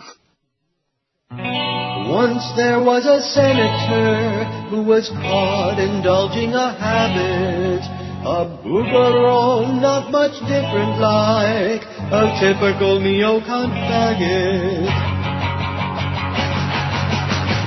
Hats off to Larry, we all thank you for giving writers something funny to do. You're looking for guys who make you go, aye, Larry Craig, thank you for tapping your shoe. News stories last a few days, but you refuse to go away. Republicans are primarily gay. Hands off to Larry with cheek up high. We all invite you to inhale our butts. The neocon ride like to insert and go, aye, Larry taking no crap when he's tapping his shoe. Gay, I never have been gay. Gay, I never have been gay. Hands off to Larry, he wants to stay, but his own party wants him to go away. The religious right wants him to say, Larry Craig will spread his legs for you. All right. He wants a man to screw. Oh. And any guy will do. Bad news from Dallas. You know that lady cop that her motorcycle went flying? Yeah, what about her? She's dead. Oh, no. A veteran Dallas police officer escorting Senator Hillary Rodham Clinton's entourage to a rally in Oak Cliff this morning lost control of, it says, his motorcycle and was killed.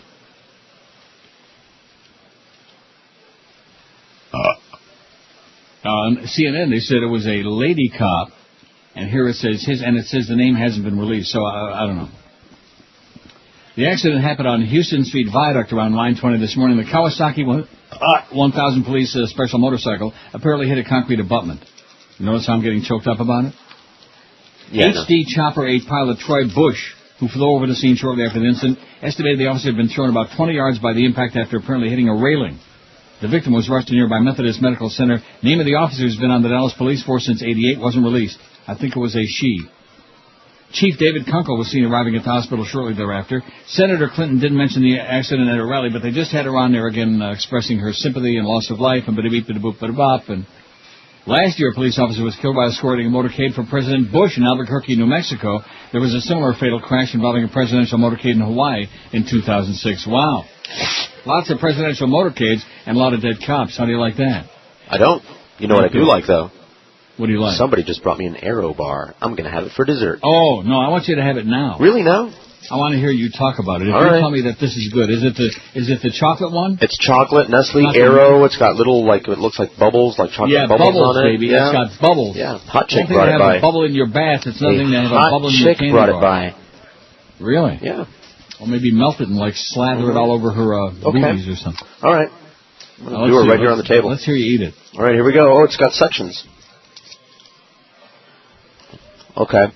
Aero bar with bubbles, man. If you tell me that's good chocolate, that's a good candy bar. It's very uneventful. Yeah, that's right. Delicious, but no taste. Right. I mean, it's not bad. It's just, It's just weak. Let me say this to you. Of all the other choices you have, of all the 80 zillion candy bars, like Score and Heath Bar I wouldn't and buy Nestle's this. and what? I mean, I'm not going to spit it out, but I wouldn't pay money for this. There's way better choices. Right, that's what I'm saying. Hershey with almonds with the toffee. Those little nuggets. To die for. Now that one, to I'll die finish from. this. This isn't going to give me a head rush because it doesn't taste like anything. No, it doesn't taste like candy. It doesn't taste like anything. It just and the bubbles. I mean, you think that would do like a tap dance on your taste buds, you know, like something on your tongue. The bubbles are the empty spaces. It doesn't do anything on your tongue. It just like lies there. No. Like for example, Necco wafers. You could put lay one of those on your tongue, and it'll do something, you know. Yeah, it says on the wrapper. You could lay on your tongue, and it'll do something. On the wrapper it says, "Have you felt the bubbles melt?" It's like, no, man, I ain't feeling it. I don't Who's saying that? On the wrapper it says, "Have you felt the bubbles melt?" No, and you won't. I don't. You could sit there and suck on that thing for 6 weeks and nothing's going to happen. And the candy bar, too. 1022 on the survey, 1,022 votes. We're only an hour and, a long ways from post time. Wow. Why is that? I don't know. They need to start it at least 11 something for us. Yeah. Just have a special Call the race. Jocks room and tell them they've moved the races up, okay, for the Neil Rogers show. And we want that J. Edgar Hoover deal, too. Yeah, that's right. We want the races the fixed. win-win deal. Whatever we bet on, it wins, and if it doesn't happen to win, we want our money back. Like J. Edgar Hoover. And that's a true story. I know, money back guarantee. His boyfriend, Clyde Tolson, they used to go to, I think it was Laurel, I'm not sure, some track in Washington. And the races were set up, so they say, and that whatever he bet on would win.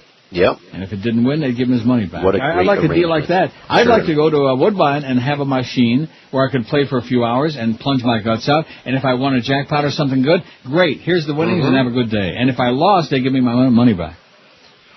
Kind of like a free ride. Kind of like mailing it in, you know. Who would do that? 1023 on Chris's poll with the restaurants. Big Boys didn't have any. Still got an apostrophe in there that doesn't belong there, but maybe it's not even there anymore, that Big Boys, because I don't know if there are any other ones. How do you know it doesn't require an apostrophe? Why would there be an apostrophe in Big Boys? Maybe because it's Big Boys Restaurant. Maybe it's possessive. All right, let me Google it. Okay? All right, let's find out. This is important. Well, I asked Eric to remove it, and he hasn't replied yet, so. Oh, it's not. There's no S anyway. It says Big Boy. I see. So, wow, nobody was right. Big Boy Restaurants, LLC. It says Big Boy makes you say, oh, boy. Does it? Yeah. And there's the new crab cake dinner at Big Boy. A whole bunch of stuff. What? Nothing. It's what's going on here, man. What is going on there? I didn't think we would have to explain pens. What do you mean by that? Wait till the guy leaves, then I'll make fun of him. Keep walking. Keep walking, guy. How complicated is it? It's a free pen. Take it, man. It ain't complicated. Just take it. Okay, he took it. God. We actually had to explain that it was a pen. What are you talking about? What are you whispering and babbling about? The guy came up to the prize table over here. Some guy, and we couldn't convince him that A, it was a pen, and that he could take a pen, like to write with. Yeah. What did he think it was? I don't want to know. I don't want to know, considering the shape of it. These are very fat pens, you understand? Yeah. Very fat around the middle. You know, Big Boy froze my computer up. See? You see how that works? Yeah. Okay, and you couldn't convince him it was a pen? I don't know what the communication breakdown was all about, because I'm wearing headphones over here, but apparently there was this big issue about it had to be explained to him. And it does look like a pen. I mean... What are you talking about? It's a fat pen. I'm trying to explain to you. What did he think it was? I don't know, and I ain't going to ask. So when's that first race start? 1:15. Not soon enough. Best talent. This is Neil Rogers. Sports Radio 560 QAM. The sports leader. Is the tackiest thing I've ever seen. Fiesta. I'm gonna vote for Obama. Not that Hillary mama. I think that black guy can win in November. Hablo inglés. Keep me from being deported by next December. Arriba our leader. ¿Cómo está? Arriba our new presidente. Presidente. Presidente. I'm It is too little, too late.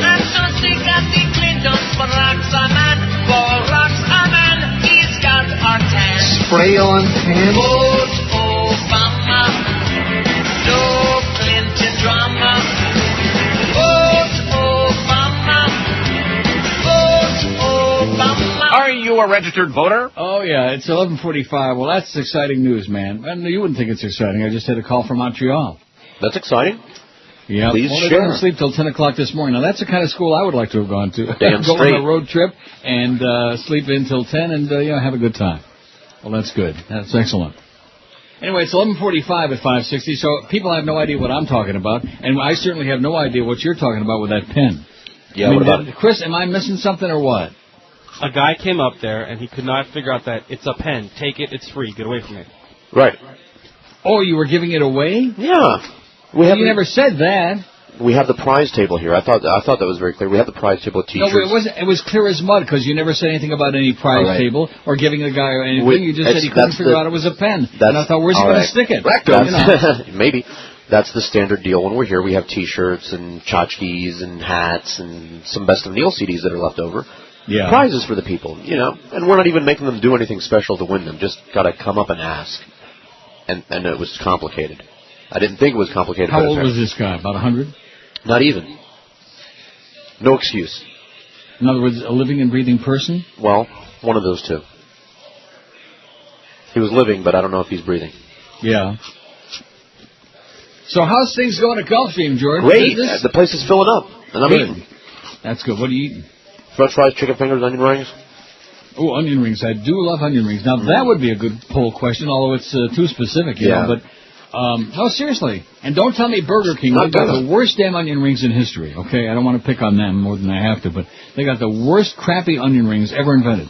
They're like onion meal rings. Yeah, they're mealy, man. Like one thing to be mealy-mouthed is another thing to have, like, mealy onion rings. They're nasty. You know who had great onion rings was, well, they're not in business anymore, Woves. I keep talking about that. Right. That was a place that was open for like 10 minutes. Hamburger chain. It was a great chain, W-U-V, Woves. And they had great burgers and even better, big, battered onion rings. Oh, my God, they were good. And the problem with Woves is they try to expand too fast, and branch out, and they went bust. Woves. Let me Google Woves while you're eating. Maybe they're still around somewhere. No. Maybe I'll do a road trip. No. Uh-oh. What happened? Woves Chain files Chapter 11. How long ago was that? That's the top New York Times. The Fort Lauderdale-based hamburger chain is filed for protection and blah, blah, blah. Let me Google it. February 20. Oh, look at that. That only a short time ago. This story is from February 22nd this year. And what's today? February 22. It's from today. Really? You know something? You're psychic. This couldn't happen again. You should go to the track and make Carhartt's some got bets. good onion rings, too. That's right. Yeah, they do. Oh, yeah, they do. Forgot about that. Woves International, a Fort Lauderdale-based hamburger chain, is filed for protection under Chapter 11 of the Federal Bankruptcy Act, laid off more than half its office staff in the past year. We got ourselves in a hole. We can't get out of it, said Jack Penrod. Remember Penrod's? Yeah, I do. Who founded Woves 6 years ago. 6 years ago? What does that mean? Oh, wait a minute. It had the wrong date on it. At first it said February 22nd, and that's just today's date. Published December 22nd, 1981. 81. Jack Penrod, who founded Woves 6 years ago, at the time he predicted there would be 500 outlets by this year. Woves now has 70, with 14 in Detroit. Mr. Penrod estimated that Woves lost $1 million this year on revenues of $5 million to $6 million. It's laid off 30 of its 50 office employees. So 81, they started going under. How do you like that? They had the best burgers and the best onion rings, and like I said, they were bad business people, that's all. It happens. Started to expand too fast. What? It happens. I'll be damned. This is a very exciting day. I think I might lose you some money today with the races. I don't know. I brought extra money so that you could lose it. You did? How much you got? Well, a lot. You did? A couple hundred? Sure. George is betting 100 to win in the first race. I can remember once upon a time, and I have no idea where I got the money from back in those days. I was in college. Prostitution? No, maybe I wasn't in college. Maybe I was working. I don't know. But it was in the the 60s. And it was at Hazel Park in Detroit. And I had bet $100 before on horses and won. And I bet $100 to win and $100 to place on a horse called Careless Joe, driven by Joe Marsh Jr. Wow. Favorite. That's back in the day when I used to bet chalk, 6 to 5, 7 to 5. He was like even money, whatever. So if he won, I would have made about $140 profit. And as they came around the last turn, he went to the outside. He was sitting about second or third. He went to the outside to make his move to take the lead, and he stepped on a stone, which I found out later on why he made. And he made a break. You know how harness racing, the horses make a break? Right. They're not supposed to do that, right? No, they're not supposed to do that, and they lose all chance. They go hippity-hop, clippity-clop, and that's the end of that. And there went my money. Here comes the bunny, and there went my money. Now, let me ask you something out of curiosity. And the horse that won the race was Will Bell, driven by Frog Redden. Now, this is like 40-some years ago, and I remember the name of the horse I bet on, the name of the horse that won the race, the drivers. This is an illness, baby. This is sick. Sick! But that's the way it is with horse people. Remember all these things, man. Sure. The biggest bets we made, the biggest bets we cashed. So let me ask you. Yes? Why trotting? Why not full-on running? Since why do the trotters better? No. Why do they decide to trot and not let the horses run full out, pulling the little buggy? Because that's the sport. No, I understand, but what started that? In other words, who did it occur to? Like the history of it? I don't know. It's like, why did somebody say, no, don't run, just trot? It's like saying, who invented going to the toilet? I don't know. I mean, it doesn't make a lot of sense to me. It's like, why won't they let the horse, let's see who the... Because they're not supposed to. There's a specific gait. There's trotters who have got to trot. Right. And there are pacers who have to pace. The pace is I'm not going to go into it. It's going to put the audience in a coma. See, now you really want to do a racing thing. And I don't want to. You might want to, but I don't want to. They're still doing this damn race 4 from Not Al Sheba in Dubai. I'm watching it. You're watching what? Oh, you can see it? Yeah. Oh, the race is on. Still tugging for more rain as Hazy M moves a little closer on the outside. They all want to be Trevor Denman, but they're not. Elise and then Courageous Duke, followed by Diamond Quest Abadoff and Championship Point. Whip the field in as they travel down the side of the course, 900 metres left to go. Running the other way? El Paco by more than a length over Engrapido. 2 lengths away, EA, 3/4 Hazy M. A length and a half Safety Investments and Next Elise, 1.5 Courageous Duke. Because you do know that in Britain they run the other way around. They run clockwise. Right. No, I didn't know that. I'm just now you know that. See how you're learning all the time. George is becoming a real race expert. So if I figure out why they trot instead of run, I'll feel satisfied. They teach them the gait. That's the gait, okay? Yeah, why? It sounds gay. Well, listen, it's like in swimming. Mm-hmm. Why do they do the backstroke when they're question. racing? Yeah. Well, because that's the specific race, okay? I know. Freestyle, they can do whatever the hell they want, especially with those tight bathing suits. It just, if the question is who's divers fastest, do it deeper, baby. Yeah, that's what I'm hearing. That's what Greg Lousanis told me. Speaking of that, the elusive G-spot really does exist, say researchers. Oh, I knew that. Doctors claim to have found the first compelling evidence that the G-spot exists, but say, can I do this story or not? All right. It's from the Guardian UK, eh? First compelling evidence. But say not all women appear to have one. That's what Joyce says. Joyce has a P-spot. Just because nobody's found it yet, that doesn't mean they don't have one. Ultrasound scans reveal clear anatomical differences between women who said they experienced vaginal orgasms and a group of women who did not. The scans identified a region of thicker tissue where the G-spot was rumored to be lurking, which was not visible in the women who never had a vaginal orgasm. It's rumored to be lurking. It's like Prego spaghetti sauce. It's in there. Mm-hmm. Doctors at the University of L'Aquila in Italy, where the study was conducted, say the findings make it possible for women to have rapid tests to confirm whether or not they have a G-spot. And if they don't, they'll shoot them. Well, what is that noise in the background? Are they playing music? They're announcing things. That's the announcer saying stuff. It's not Ross Morton. It's Ross Martin. The location, even existence of the G-spot has been hotly contested in medical circles. Rectum. While doctors know that female sexual anatomy varies substantially, until now there's been no solid evidence to link those differences rock solid to a woman's sexual responses. In other words, they can't figure out who the best actresses are? Please. For the first time, it's possible to determine by a simple, rapid, and inexpensive method if a woman has a G-spot or not, said Dr. Emanuele Giannini. This was in Italy, man. Dr. Emanuele Giannini. The G-spot is only, that's like panini. You ever had panini? Vagini. The G-spot is only thought to affect a woman's ability to have vaginal orgasm, so if women do not have one, they can still have a normal orgasm through stimulation of the clitoris, Giannini said. The Stern used ultrasound to scan 9 women who had experienced vaginal orgasms and 11 women who said they had not. In the first group of women, the tissue between the vagina and the urethra was found to be substantially thicker than in the other women. Giannini, whose study appears in the Journal of Sexual Medicine, said the scan suggests that women without any visible evidence of a G-spot cannot have a vaginal orgasm. The research supports a previous study by the team which reported differences in the chemical makeup of the G-spot tissues. Women who appear to have a G-spot produce specific chemicals, including an enzyme that produces nitric oxide, a substance that triggers male erections. Other researchers welcomed the findings, but said it was unclear whether the team had identified a distinct G-spot structure or an internal part of the clitoris.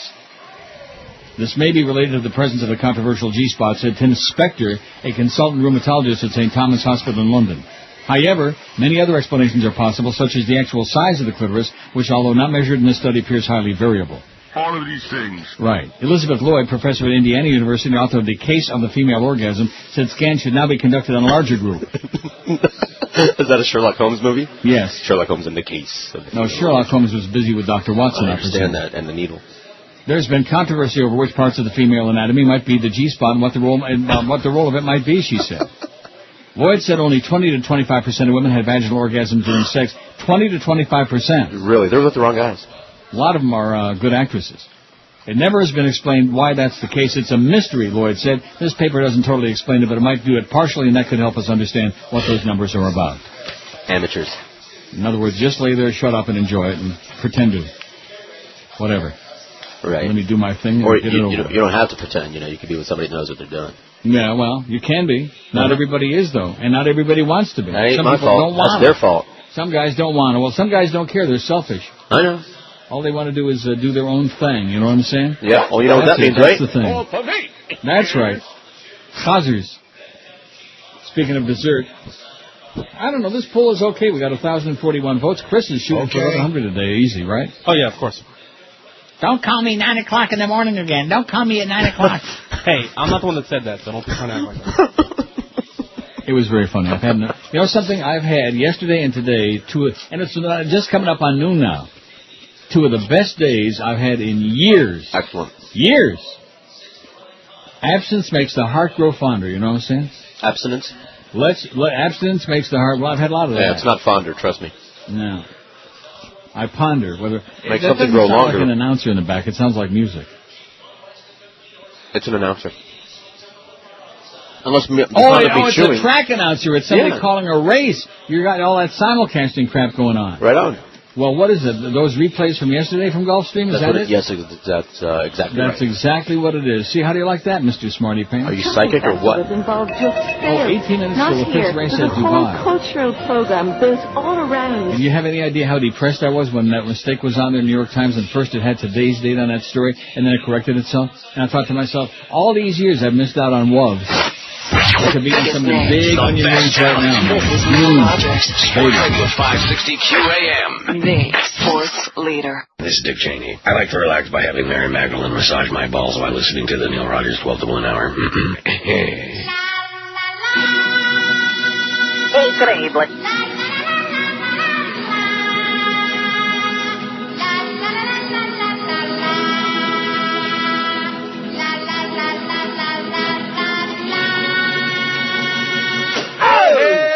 Gonzalez, why the hell don't you go home? Yes. And stop all of that whining from all the crazy Julios. Go back to Cuba with your papa, where you can play in the mud. You fairy. We'll pack your beans and enchiladas. Just go away, we're all fed up. Hey, Leon Gonzalez, why don't you go home?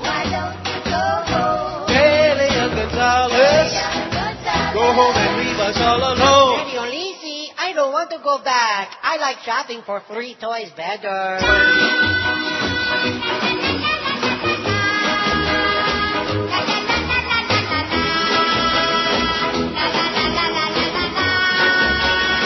You got your Pokemon t-shirt and your Mickey Mouse ears. You've had your fun, now start packing, so they can get you out of here. It's at the point where we can't stand it. Everybody's had enough of all the Julios and crackers who put the duck in Florida. Hey, hey, hey, Leon Gonzalez, why don't you go home? Hey, Leon Gonzalez, go home and leave us all alone. Radio Lisi, look, they're giving away free SNH green cards. Can I have one?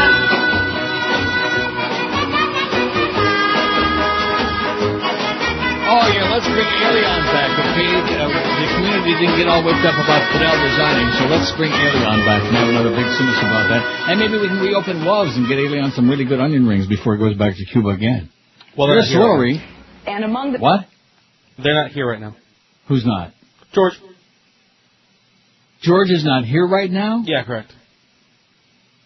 The ISDN dropped or something, so they're trying to reconnect right now. Oh, my God. Are you kidding me? Wow, before the races start in an hour and 10 minutes? We've only got like 70 minutes to get that thing hooked back up again. So anyway, like I said, they're showing on CNN some of the clips from the debate last night. And Richard, who taught me so much. Yeah, and when I look at it, I look at Obama, and he sits there, and he looks very cool and very confident and very, very scholarly. And I look at her, and I think... You bitch, you slut, you whore. That's what I think of. I don't like her.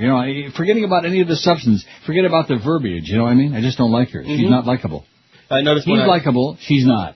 I guess they're doing like the introductions, and she's just sounding like all, peacock and everything, and he's like writing stuff down. Yeah, like, she's puffed up like a buffo toad. Yep. Yeah, she sits there like she's, somebody's got, like they've got a, thing under her boobies, like they're blowing air under her boobies.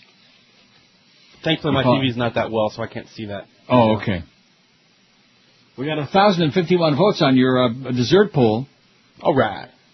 Well, that would be a good one. What's your favorite dessert? Banana split, milkshake, bananas Foster. Strawberry pie, punky pie. I'm not that crazy about pumpkin pie. Chocolate cake. Really? Oh, I love chocolate cake. What are we going to do about this George business? He probably just decided to walk away and said, forget it. So then where did you come up with that story about how the line went down or something? No, he sent me a text message, said, we are down, we're trying to fix it. And what if they don't fix it? Then I guess he gets the rest of the day off. And then what do we do about the races, okay? I mean, what's the point of going into the whole thing with the Gulfstream and the races? If we can't talk to him, you know what I'm saying? You know what that does? It screws up all my arrangements. That's right. Screws up all my arrangements. It's what? I'm sure they'll get it back up. Oh, okay, yeah. I have a line for that, but I better not use it. Uh-huh. The nation's top federal election official told Senator John McCain yesterday that he cannot immediately withdraw from the presidential public financing system as he had requested, a decision that threatens to dramatically restrict his spending until the general election campaign begins in the fall, y'all. The prospect of being financially... By the way, that story sure didn't have a lot of legs, that New York Times story, at least not yet, about him philandering and the special interest and about getting her all those deals, etc. Let's make a deal, honey. I think they're back. We're back, man. Oh, there you go. George is back, and he's eating. The line didn't drop out. He's eating again. Both of those things happen. Yeah, well, what are you eating now? Chicken fingers. Now, who's bringing you the food? Steve?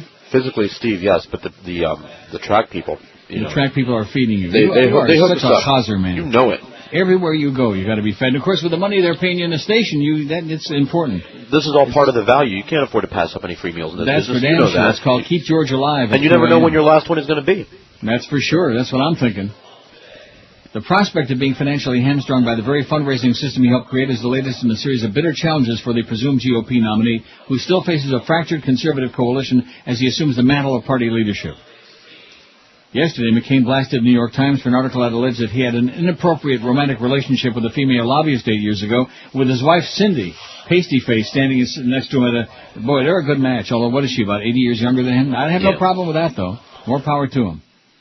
Right on. With his wife, Cindy, standing next to him at a Toledo campaign stop, he called the report untrue and assailed the newspaper, saying it was waging a smear campaign against him. It's the old smear and schmear, baby. Who gets 3 hours of sleep a night because she has to work the night shift, even if she's going to school full-time and still can't afford to provide the health care Well, he just sits there very calmly and very reasonably and very relaxed and very assuring and knowing what he's talking about. And she sits there like, yeah, you stole some lines, yeah. Look at her, puffed up like, am I right? Puffed up like a bufo toad. They're definitely pumping air under her boobies. Is that air?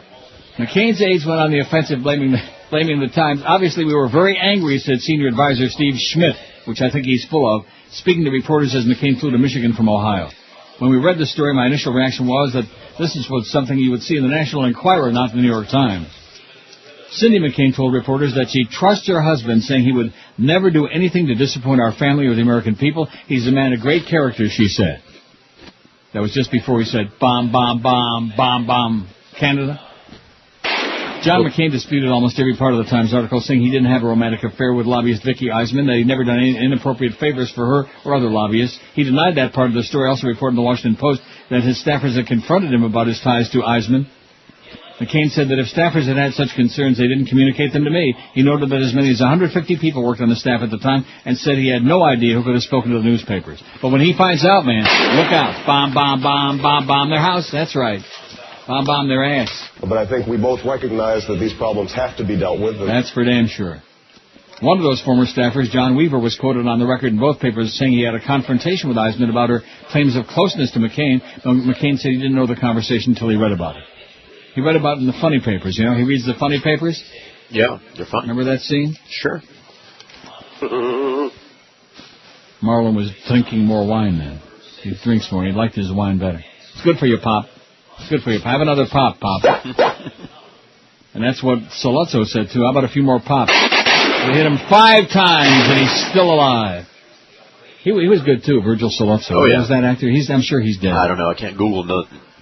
No, that's right. You got no computer. But he is dead. You got your 360. What? I got Carlos the film buff over here. He knows the dead or alive of everybody. Does he really? Well, the guy that played Sollozzo with the teeth, with the right, with the jaw there. Yeah. The teeth in the jaw. Let me worry about Luca.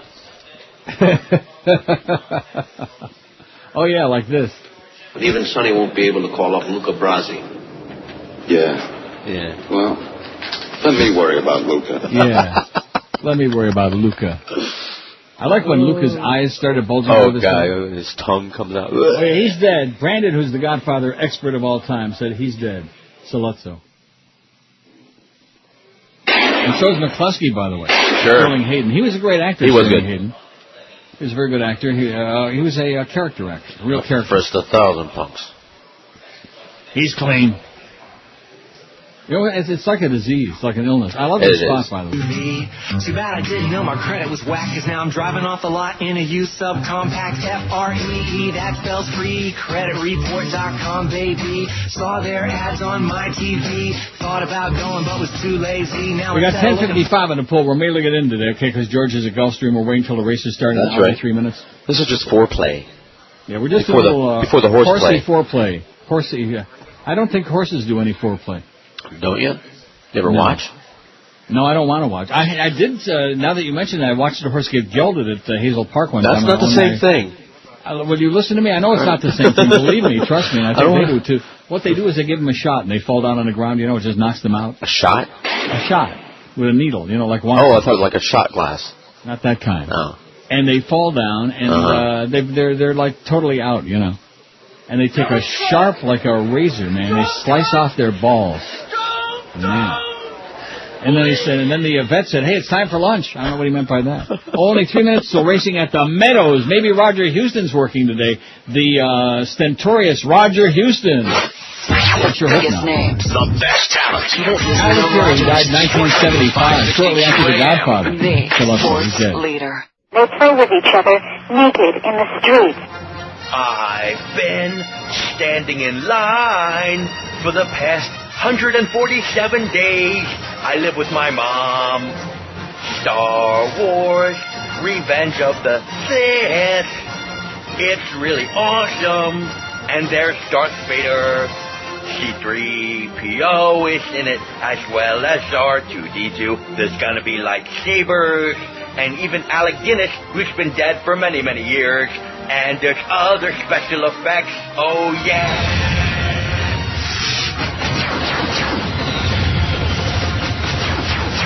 George Lucas is going to make $942 trillion and 27 cents. And the guy who is in line ahead of me... Oh, look at this. Here's the Meadows. And there's Roger Houston. The boys. On the outside. Another egotistical pompous ass. In between horses, 3 furlong. Up on the outside. Can you stand it? Oh, man, he just turns my stomach inside out.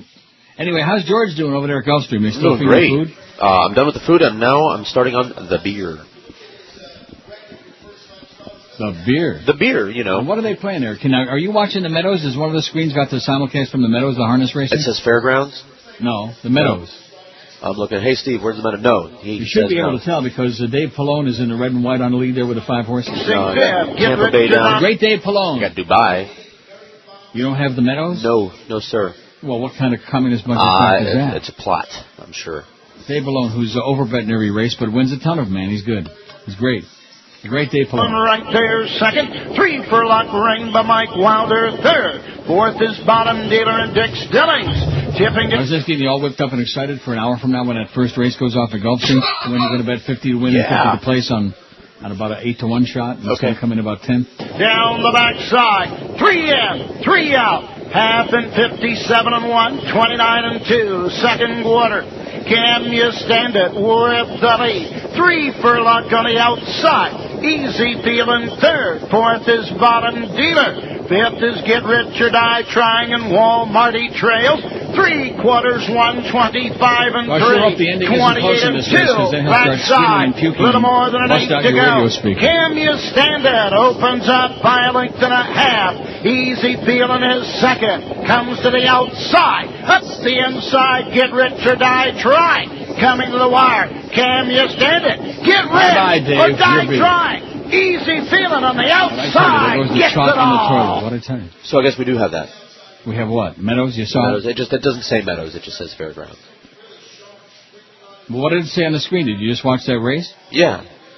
Mike Wilder won with a 4-horse, by the way, and Dave Pallone's horse puked his guts out, gasping for oxygen there, like I said, overbet.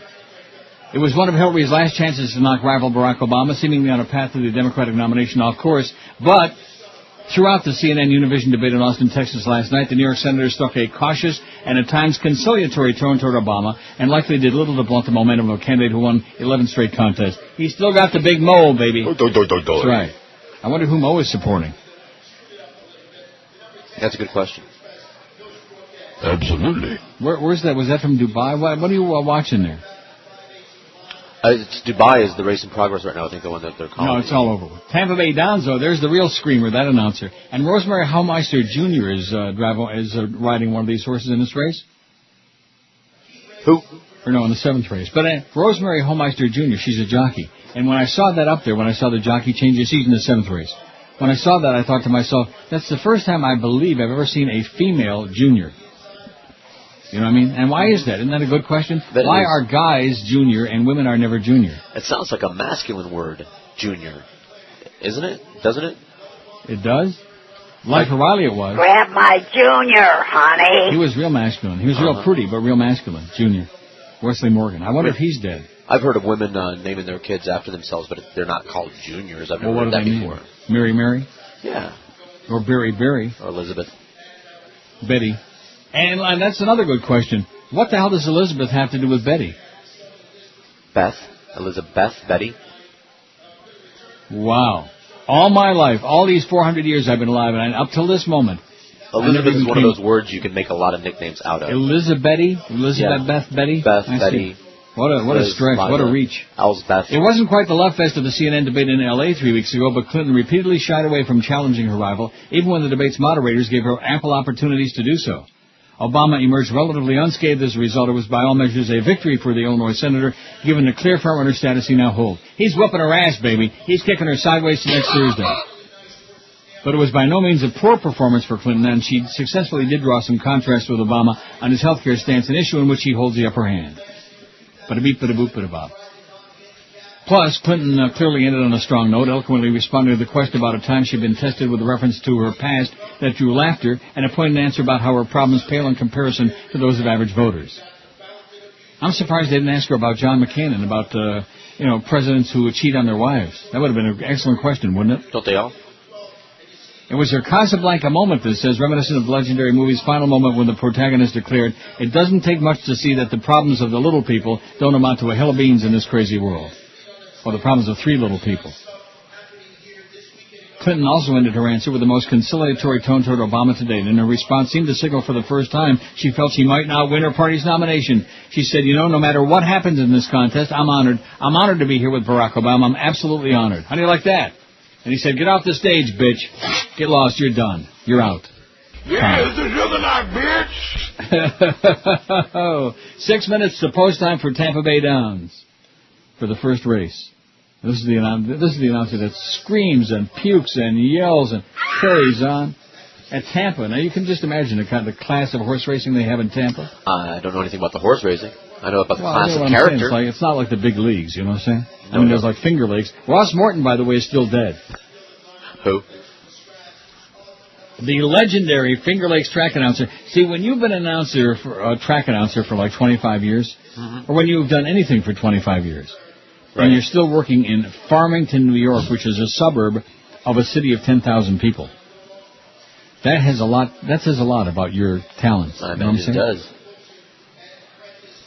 1066. You know something? Before you know it, it'll be May. We'll be talking to Dave Johnson again. Even though he's in retirement, he'll still speak to us. He'll always speak to us, even when I'm not working anymore. I'll just come in here on the 5th of May or whatever Derby Day is, and I'll pot it up, and you'll put him on the phone. And, "Hey, Dave, how you doing?" That's right. He speaks to us. And he'll say, "Retire." And I'll say, "I can't afford to, I got a lot of people on the line now. I got like in a cafeteria. That'd be a good name for my book, Neil's Cafeteria. I got all these people online. It's like Morrison's. Now, did you ever eat at Morrison's? Once. And I'm going to be honest with you. It wasn't like Duff's where you could gum all the food. It was pretty good. It was adequate. You ordered the right things. I didn't go back. We had a sandwich, corned beef, something like that. You had a sandwich at Morrison's? Morrison's, sure. And what happened? All their customers died out or something? What happened? I have no idea. There's no Mo Morrison's. I know that. I'm pretty sure of that. Morrison's. Now, what's the new buffet place? I don't know, but I miss Sizzler. What happened to Sadie's Buffet? Remember Sadie's used to be in the Pizza Loft Plaza there in Davie? I never went there, so I don't know. You're not even close to being old enough to go to Sadie's. I had no idea. Hello, Sadie. What's on the menu, Sorry, I missed it. Oh, my God. No, you're not. You're right. I ate at Morrison's several times. It was okay. As I recall, I could be wrong, but I think they had really good macaroni and cheese. Oh, yeah, well. Now, you'll be proud of me, because last night at Woodbine, I went upstairs to the track level, to where they had the cafeteria, and I could have had that macaroni and cheese, which they have some of the best I've ever had in my life. I mean, and what they do is they have like a big pan of it, and they cut a big square chunk of it. Yeah. That doesn't sound so good.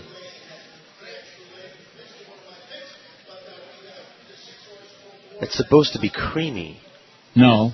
Yeah. No, it's not. It's like supposed a to be a little Boston Market, crispy. it's supposed to be creamy. Oh, no, it's not. No, it is macaroni not. and cheese? That's not the good macaroni and cheese. The best macaroni and cheese is like almost like lasagna kind of texture. Oh, yeah. Boston Market, it's thick and creamy, and they ladle it on there. And in Hellendale, there's a home buffet for all the old Jews, says Brandon. That's what he says. Well, there's got to be, although most of the old Jews have moved to Boca. Well, you look at the changing demographic in the years that I've been on the air. By the way, do you realize... And I bet you they got a gigantic party plan, too. What day is March 1st? Because this is 29. I don't know. Chris has the calendar. Saturday. Oh, so on the next Friday, we're going to have my 32nd anniversary show. All right. Not exciting. Don't you realize that? March 1? Mm-hmm. 32 years. You going to come down for that? We'll have a party, some strippers? No. Good. How about some macaroni and cheese? They good? How about some onion rings from Walgreens? The best talent. This is Neil Rogers. Sports Radio 560 QAM. The sports leader. Racing second item match now settles into stride third. 2 lengths clear of Capture the Beauty now fourth. Then it's a gap of 3. Along the rails, Speed Dance. Up on the outside is the odds-on favorite. Are you watching this race at Tampa Bay Downs? Off the pace. See, he's not even there. I wonder where he went.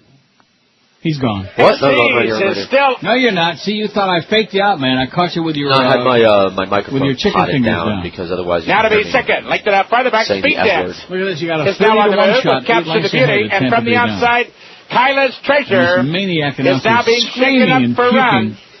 And on the move, with 3 furlongs to run, Midnight Seas still in front, but now shortening stride. Puking. Speed Dance going after the leader second. Cashmere Dancer is third.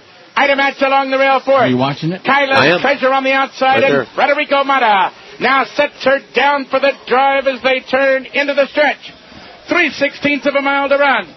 Up on the far outside, Kyla's Treasure, and Midnight Seas is now dropping out of it with a furlong still to run. Speed Dance, Kyla's Treasure, Midnight Seas, and along the rail is Capture the Beauty. But down to the wire, it's Speed Dance. Holding on. It's Friday, you bastard. Here's my story, it's sad but true. Oi! About a girl called Syphilis Sue. Had a bug and ran it around. Gave it to every guy in town. Oh! Hey, hey,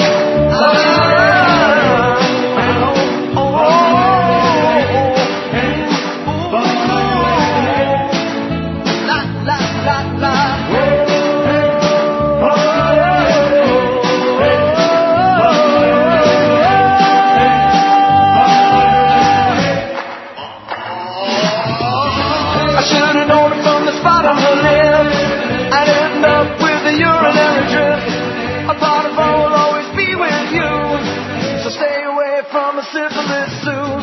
It took her close, I should have seen the signs. Smelled the scent of a friend of mine. He got infected, now I've got it too. So keep away from a Syphilis Sue, yeah. Keep away from that girl. Hope penicillin will do now. Keep away from Sue. She likes to sleep around, yeah, even did it with my basset hound. Oh my God. We did it, then I started to call. Now I'm afraid of falling off. Here's the moral of the story from a guy who knows. Used to have a hose where this fungus grows. Ask any fool that she ever knew. Keep away from a Syphilis Sue, yeah. Now that I think of it, that poll, which of these is strictly for going, we already did that, and that's why you came up with Jesus. Really? Yeah, see, you didn't realize, but you were And was Jesus on there? Yeah. Oh, man. Strictly for going. Well, then it was my idea the first time, then. Oh, now you're starting to sound a little bit tinny. Sorry. And that's because the races are coming up soon. You realize Get it's only 26 and 15, it's only 41 minutes to post time. And they're doing it at the Meadows. Second race at the Meadows. I just can't listen to him. I can't stand it. It just, it offends me as a human being. Who? That guy? Roger Houston. 12:35 at 560 WQAM. And Republican. Now, are you watching that? Can you see the Meadows or not? Horse on the lead just took a bad step to the 40-1 shot. That's going to puke his guts out. No, we don't see the Meadows. You got through saying before you saw the Meadows, but it said fairground, which made no sense at all. Then I was watching something else. I still have a thing that says fairgrounds, but it doesn't look like the Meadows because it looks like just people talking. Yeah, they're just talking. They're handicapping. That's the guy that talks to his nose. The he's got a headset on and some chick in a red. Yeah, he's strange. A chick with a red blouse. Look at this 40-1 shot on the lead, man. How could he possibly win this race? He's puking his guts, baby. He's stopping to a walk. Coming to the wire. Paradise, U.S. Hey! I told you he's a crazy person. Republican Representative Rick Renzi has been indicted for extortion, wire fraud, money laundering, and other charges related to a land deal in Arizona. A 26-page federal indictment unsealed in Arizona accuses Renzi and two former business partners of conspiring to promote the sale of land that buyers could swap for property owned by the federal government. The sale netted one of Renzi's former partners $4.5 million. Nearly a year ago, as Ross Story reported, the embattled congressman denied newspaper reports and rumors that he planned on resigning as the FBI probed that it did. The congressman did relinquish all three of his House committee assignments, including his seat on the House Intelligence Committee. He has since decided not to run for re-election. Good decision, Rick. Renzi is also co-chairman of Republican presidential candidate John McCain's Arizona leadership team. Oh! All right. And the Arizona senator aided Renzi's re-election bid. Renzi was under FBI investigation before the 2006 midterm elections, but the Justice Department delayed approving necessary investigation tools for federal investigators in Arizona before November. In April 2007, federal agents raided a Sonoyta, Arizona business owned by Renzi's wife, Roberta. Remember Roberta Quinlan? No. Especially for you. No, I play it, but I'm not there. You wouldn't have it. Trust me, it's from 100 years ago. All right. At the time, speculation mounted that former Attorney General Alberto Gonzales may have intervened to slow down the probe before Renzi was reelected. How do you like that, Alberto VF5, not another crook? Yesterday, CNN reported the indictment stems from Renzi's efforts to use his position in Congress to promote land deals in Arizona by a former business partner. The Arizona Republican's been under an ethical cloud ever since the family business was raided earlier this year by the FBI, which is investigating whether he used his federal orifice for personal gain. Renzi has never admitted to wrongdoing. He's a 3-term member of the House. He announced in August he would not seek re-election. Citizens for Responsibility and Ethics in Washington, independent ethics watchdog, listed Renzi in its annual Beyond Delay report on corruption in Congress. Beyond Tom DeLay. How do you like that? Not another Republican crook. Not that we don't have a lot of Democratic crooks. We have lots of political crooks, you know? And, of course, that deal they cooked up in Dade County. Now, maybe the mayor's kid can print up enough money so that we can defray the cost of building the stadium. It's nice to share. That's right. It's Print a thought. It's creative. Come on, son. Start pumping out some. Forget about those 10s and 20s. Pump out some thousands, baby. It's going to take a lot of them bills to pay for that stadium. I bet you Chris is going to go to some ball games in the new stadium. Who knows? Well, what does that mean? If he gets free I tickets. get free tickets. No. Well, that's 2011. You think you're still going to be doing this job in 2011? We shall see. That's a good idea. Good thing. Leave the door open. Never close any doors, baby. Leave the door open. And then let them kick you in the ass on the way out. That's what they eventually do to everybody. 1,076 votes on the poll. Big Boy finally got one. Oh, my God. And you know something? It's only because of... Now, the food is really good. At least it was 100 years ago. I don't know about now. Maybe stale. But the strawberry pie, you couldn't beat it with your stick. Did you ever have that at a Big Boy? I can't remember ever going to a Big Boy. If I did, it was when I was very little. Hey, Big Boy. And maybe in another state. Yeah, I bet you say that a lot. What do you mean in another? No, I do not say that. Don't they have them in other states? A little bit too gay. I don't remember ever seeing one down here, much less going to one now. I'm telling you, there's one on Davie Road Extension if you'll just listen to me, but you won't. What? You know Davie Road Extension where it meets 595? Right. And there's a Hess gas station with the Godfathers in it. Remember we went through that whole business when they started bringing back Godfathers in the Hess gas station? And you'd eat some of it and you get a lot of gas? Yes. And right kitty corner next to that, on that same side, on the... Now, which way does that go, Davie Road Extension? Is that east and west? No, it's north and south. Correct. And then it goes diagonal for a while. And on the north ass end of it, right by 595, is where you'll find Big Boys. At least it was there. There used to be Shoney's Big Boy and Elias Brothers Big Boy and Shona. And, man, the best strawberry. I don't know about their punky, but they have the best strawberry pie. The biggest names. Not to make you down. This is Neil So you know what? Sports Radio 560 What? QAM. Give it a try. The sports leader. Hey, you bastard. All right.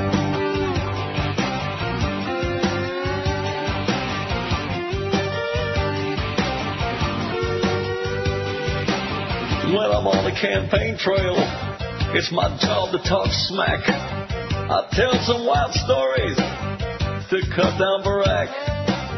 And I won't let up until Hillary's won. So I'll hammer away, 'cause I'm Bad Bill Clinton. Bad Bill Clinton. Bad Bill Clinton. Bad. Bill. Bad Bill Clinton. And when I make a speech, people's eyes open wide, and Obama shrieks, 'cause he thinks that I've lied. Then don't mess with me, baby. Slinging mud is such fun. So go vote for my lady, 'cause I'm Bad Bill Clinton. Bad Bill Clinton. Bad Bill Clinton. Bad. Bill. Bad. Bad Bill Clinton. 1246 at 560 WQM. We're getting a lot of tension building in the air now. Oh, yeah, I can smell it. It's so thick. Or maybe somebody cut one there at Gulfstream. All of the above. Oh, my God. Anyway, let me take a look now. That rambling that's going on, that simulcasting, it just never stops. Look at that. No, There's that place in Dubai, right. The Meadows, Tampa Bay, and Gulfstream. And look at that. 29 minutes to post time, the first race. The 5 is scratched. See, it's helpful for me to see that. Because if you're going to handicap a race, if you're going to try to help you lose some money, I got to know who's actually Red Humor. If you're not in it, it's kind of hard to win it. You know what I mean? Right on. So the 5 is out. Now, was that the horse you liked? No, good jockey, No. Georgie Chavez, but Red Humor was 12-1 in the morning line, an outsider, no contender. No, I liked Bella Bella. Bella Lugosi? Yes. What do you mean you went to Bella Bella? No, I like that. That's just, just picking names. Oh.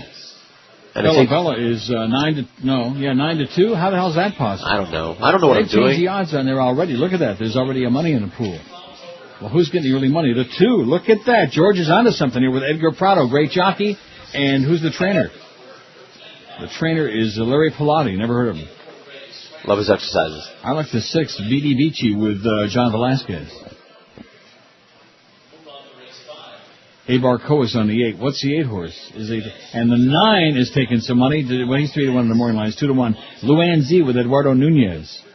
So you should go get some tips because you speak all these jockeys' language. Where do I go to get those tips? Hang around where the jockeys hang out, like at the stables? Go in the jock's room, man. I'm also about their height.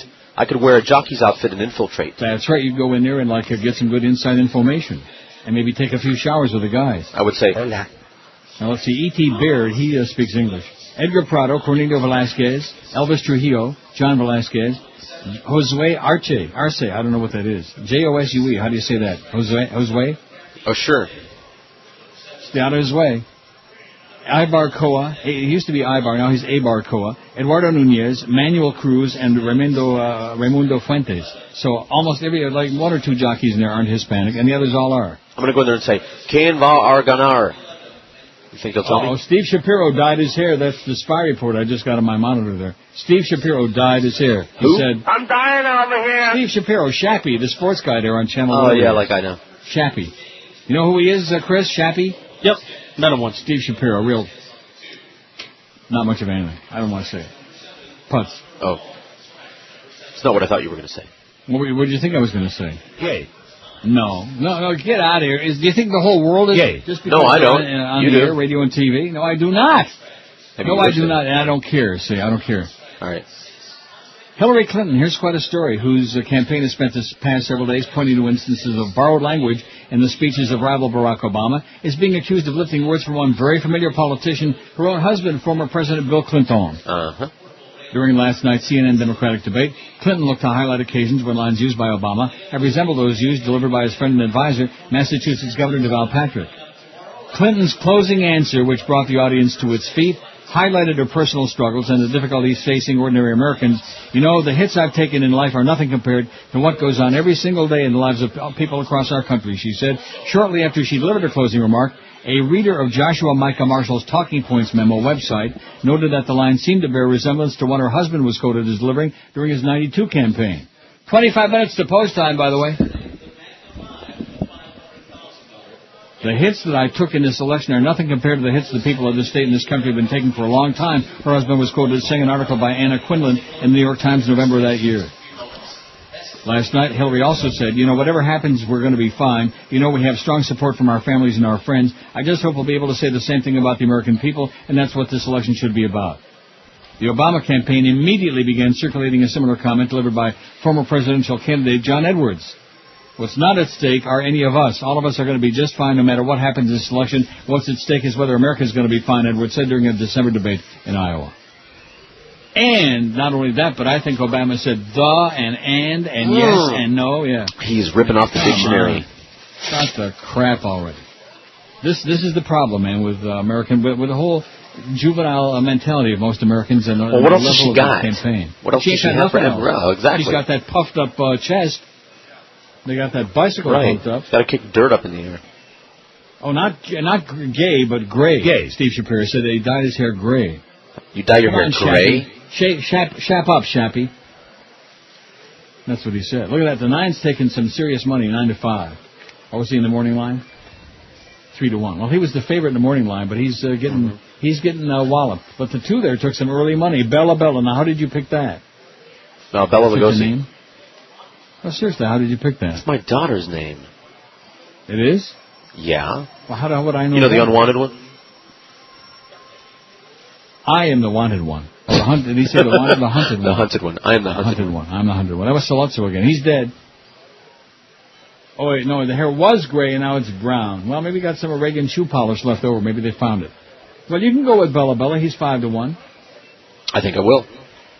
You got a 10-horse field here, so maybe you want to bet him across the board. Like, what does that mean instead of just following instructions this time? Like win, place, show, is that what that means? Yes. Wow. You're catching on. I learned something. Wow, now you're almost old enough to go to the track regular.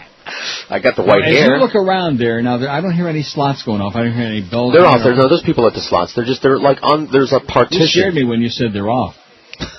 No. You did. They're off in a distance, the slots. But then they're like on the other side of a partition. So they're there. They're people, plunging their guts out. You hear any bells ringing? I'm sure that there's probably way more activity going on the second floor in the main casino. The people that really bug me are people that like maybe hit, 500 on You don't hear that? You don't hear the little blings? No, I can't hear that. Okay.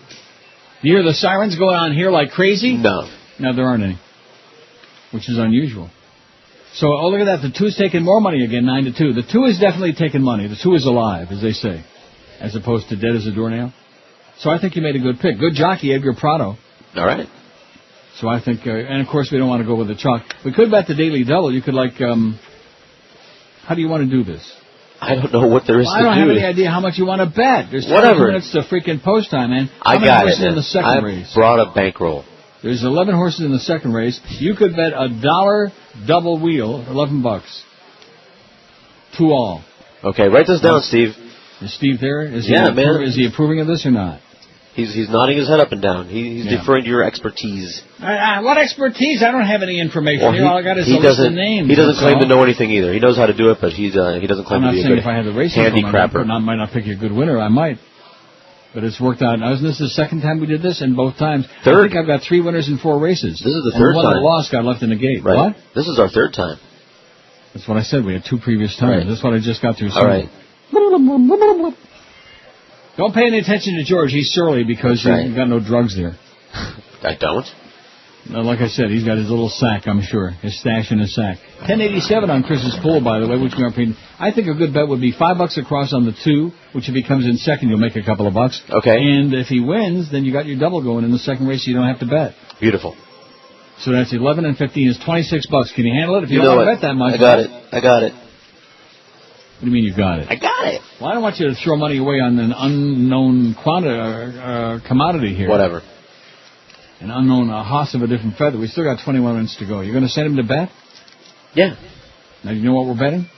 No, but he does. You know what we're betting? He does. He's listening. He's got the headphones on. Okay. He's writing all this down. 2 all for $1 and 5 across on the 2 in the first race. All right. So that's $26. Well, I sure hope that Edgar Prado knows that George bet on the 2 horse, Bella Bella. That's your daughter's name? It's a nickname. Isabella. Close. Belly dancer. You got it. What is the name? Arabella. Arabella? Yeah. Arabella. She's an Arab? That's right. That's the joke you made the first time. Oh, my God. Yeah. And I'm sure it was just as funny the first time as it is now. Mm-hmm. Well, she's not listening to the show. She's a little girl in school for Christ. Right, no, just everybody else does. Just like my little boys in a road trip. Oh, my God. You know something? If you ever would have predicted this, I would have said, you're a crazy person. You're a crazy person. You keep trying to tell me, you'd have made a great parent. You're really good at parenting and having a nervous breakdown. That's all part of it. Just because you have a nervous breakdown, it's the ones that don't care, that don't have nervous breakdowns. Those are the bad parents. I my very best. A good parent cares. Back up to 5-1. Now, you do realize that you're going to make a few bucks if this baby comes in, and if maybe one of the long shots comes in the second race, you could have a nice double there. I'm going to hold my breath. Yeah. Hope that the favorite doesn't fall down, but stumbles out of the gate and comes out about 20 lengths behind, and then the longest shot on the board wins the second race.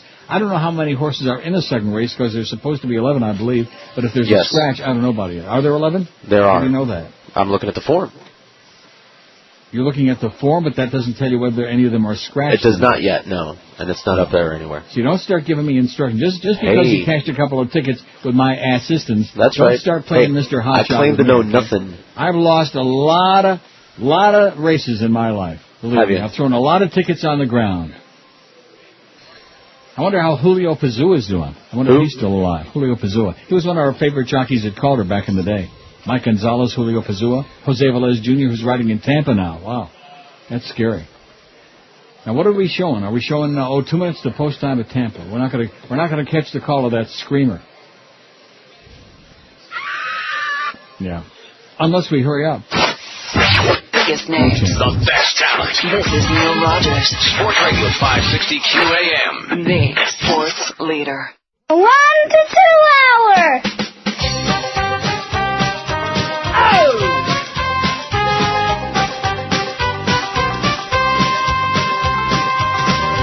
I'm dying over here. Miami has the Dolphins, still the worst football team. Absolutely. The way they played this season made everybody scream.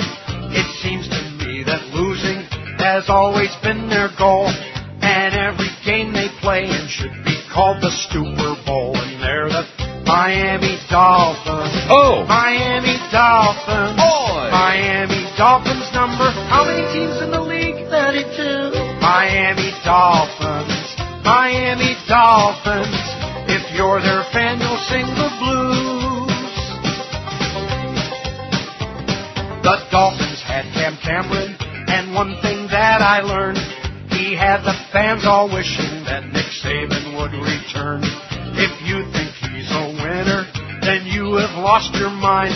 The next thing he'll be coaching is the unemployment line, and they're the Miami Dolphins. You fairy. Miami Dolphins. Miami Dolphins number. How many teams in the league? 32. Miami Dolphins. Miami Dolphins. There's something you scrape off your shoes. The Dolphins have John Beck, our rookie quarterback. If you think he's the answer, you must be smoking crack. You know they could have gotten someone good like Brady Quinn. The way they waste their draft picks, it's nothing but a sin. And they're the Miami Dolphins.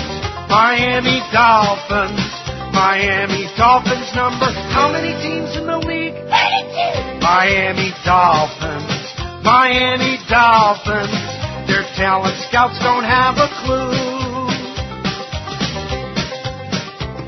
The Dolphin games are boring when they're on the radio, and everyone was put to sleep by Jimmy Cephalo. When he is calling play-by-play, it's the same old tune. And just so Mandich had a job on Sunday afternoons, and they're the Miami Dolphins. Miami Dolphins. Miami Dolphins number. How many teams in the league? 32. Miami Dolphins. Miami Dolphins. I hear the fans begin to snooze. Huizinga owns the Dolphins. He's hired Bill Parcells. And I don't have to tell you the way the tuna smells. They say he'll solve their problems. I wish him lots of luck. No matter what he tries to do, the team will always suck. And they're the Miami Dolphins. Miami Dolphins.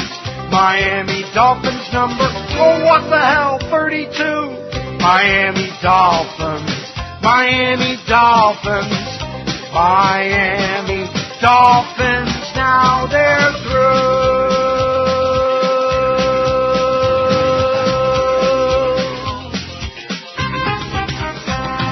104 at 560 WQM. I never gave the schedule for today. I'm sure the audience is on the edge of their seats. We got the Jerk Show from 2 to 4. Wow. And then we got Mad Dog 4 to 7. UM against Cincinnati baseball at 7 o'clock. Baseball.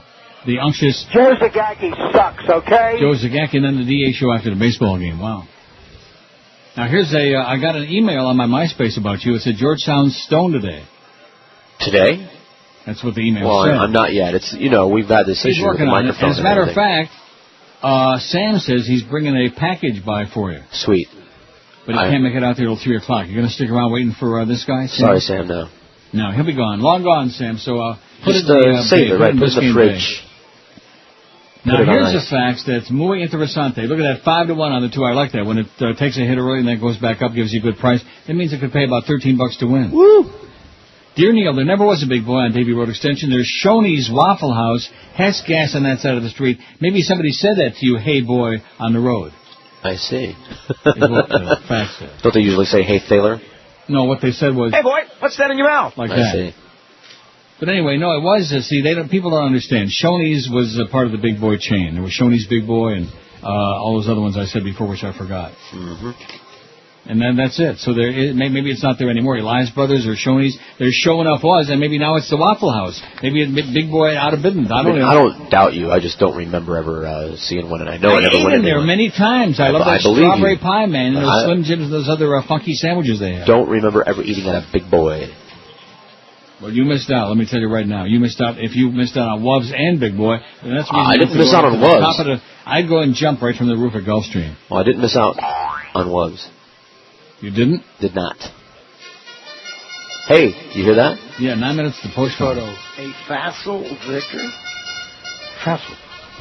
Yes, easy. Easy. Oh, okay. What are you saying? Oh, don't tell me we got Roger Houston again on the racing track. Trying to have yeah, there's Dave Flair, you know. We. What? Well, you know, our view. Well, I don't want to hear that. Anyway, the 2 is 5-1, and they're coming out. How does the 2 look? Bella. Bellissimo. I didn't take note. Why not? I mean, they're showing them, but I wasn't looking. Now, did Steve go and place your bet? Yes, he did. Now, I will say this. I Googled during the break. I Googled a thing with the handicapping picks, and they picked 4 horses in the first race in order that they liked the best. And the 2 was not included. They didn't like the 2 at all. No. And the one that they picked on top was the 6, which is the one I said. Now, I don't want to say after the race, because I told you that thing about the kid I went to college with. Right. Who had the winner of every race after the race was over. Oh, I told you so. I tell you like that. I like the 7. The 5. He liked them all. I won't blame you. What? BDBT with the great John Velasquez, the 6 horse. He's 4-1 in the morning line. He's 7-2 now. And Brandon says Shoney's is still there. But now the guy says it's Shoney's Waffle House. So maybe it's not Shoney's Big Boy. I don't know. Maybe I'll Google that during the next break. A lot of Googling going on here. 7 minutes to post time for the first race, so we better do the break a little bit. You know, I want to make sure we don't step all over it. I'm going to run to the bathroom. I'm getting all excited. Are you getting excited? You know it. And then, of course, that double. I mean, when you see, that's a nice thing to wheel a horse in the double. And then if your horse wins in the first race, you don't have to make another bet because you're alive in the second race. And if anybody wins, no matter who it is, you're going to cash the double. Right. One of these days, I'll understand what you just said. Took another hit, 9-2. That looks good, baby. See, that's always a good sign. When it goes down, it goes up and down, up and down, like that. You know what I mean? No. The 6 is taking some money too. He's 7-2. Yes, you do. In other words, when he took early money. He was, what was he? I don't remember what he was. Early favorite, I believe. And then the he 6, yeah, 4-1. No, the 2 I'm talking about. Oh, 8-1. Then he went back up to 5-1, and now he's back down to 9-2 again, which means he's taking money. Now maybe that's because all of our people out there are plunging their guts. That's right. Everybody's got their headset on. They're listening to everything that we're saying. No, you're right. Me too. I doubt that mucho. Not that crowd at Gulfstream, man. They're too old to be listening to me. We're turning it into our crowd. See, our crowd's showing up little by little. We had a lot of people come up to the table. You did? Well, why don't you tell us things like that? I did. You made fun of me. No, you did not. The guy with the pen. Yeah, and? Well, no, there have been other people, but I'm not going to mention them. Embarrass them. They'll go running out of here. You had the phony quarter slot guy. Right. Yeah, that's pretty sad commentary when you got pretenders. You have the a-holes, and then you have the a-hole pretenders. That's what I always wanted in my life, is to pretend to be an a-hole. And, of course, now at this stage, I don't have to pretend anymore. Maybe with a lot of practice, you'll become a real one. Right. Oh, look at that 4-1. The 2 is taking late money, baby. Look out now. Woo! Biggest name. I go spend it right now. This is Neil Rogers. Big box of expensive cigars. The sports leader. Senior citizen that can still kick butt, then you need a Rambo Round mobility chair. Dad just loves the freedom he gets from his Rambo Round. And I love its built-in rocket launcher. Inspired by the new Rambo movie, this mobility chair is everything the elderly could ask for. People used to cut in front of me at the grocery store. Not anymore, thanks to my Rambo Round. Excuse me, I was here first. Yeah, whatever, Granny. Laugh at this, punk. What's gotten into you, Mrs. Baxter? He drew first blood, not me. So get your loved one a Rambo Round mobility chair today. Rambo Round. Seniors never die. We just reload. 114 at 560 WQM. Now, they got the fairgrounds odds on there. They were just showing some changes to the fairground. So I don't have there it is. Fine. There's Dubai.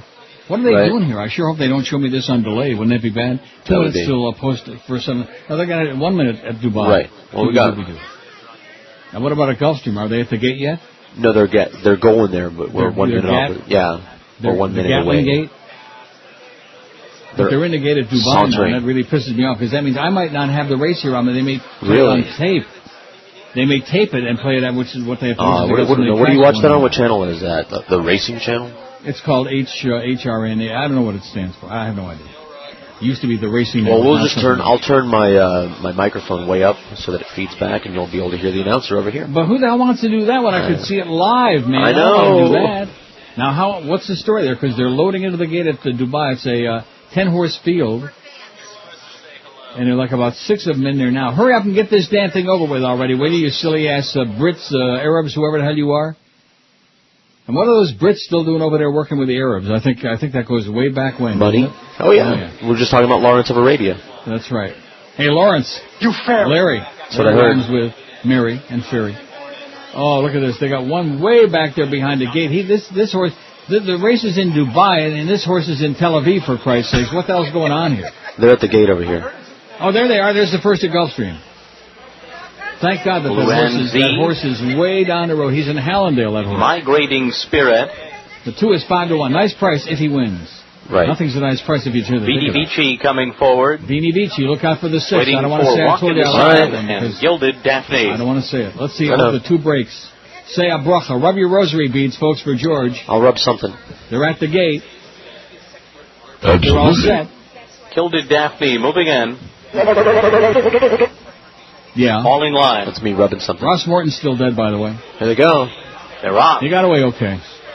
Ooh, check Renzi popped out of the gate, goes off to the front with Bella to the inside, quickly coming on through to take over. Then it's She's Acting Good, Dubai Grace, Vidi Vici, and right between horses, Mary Fox as they run up the backstretch.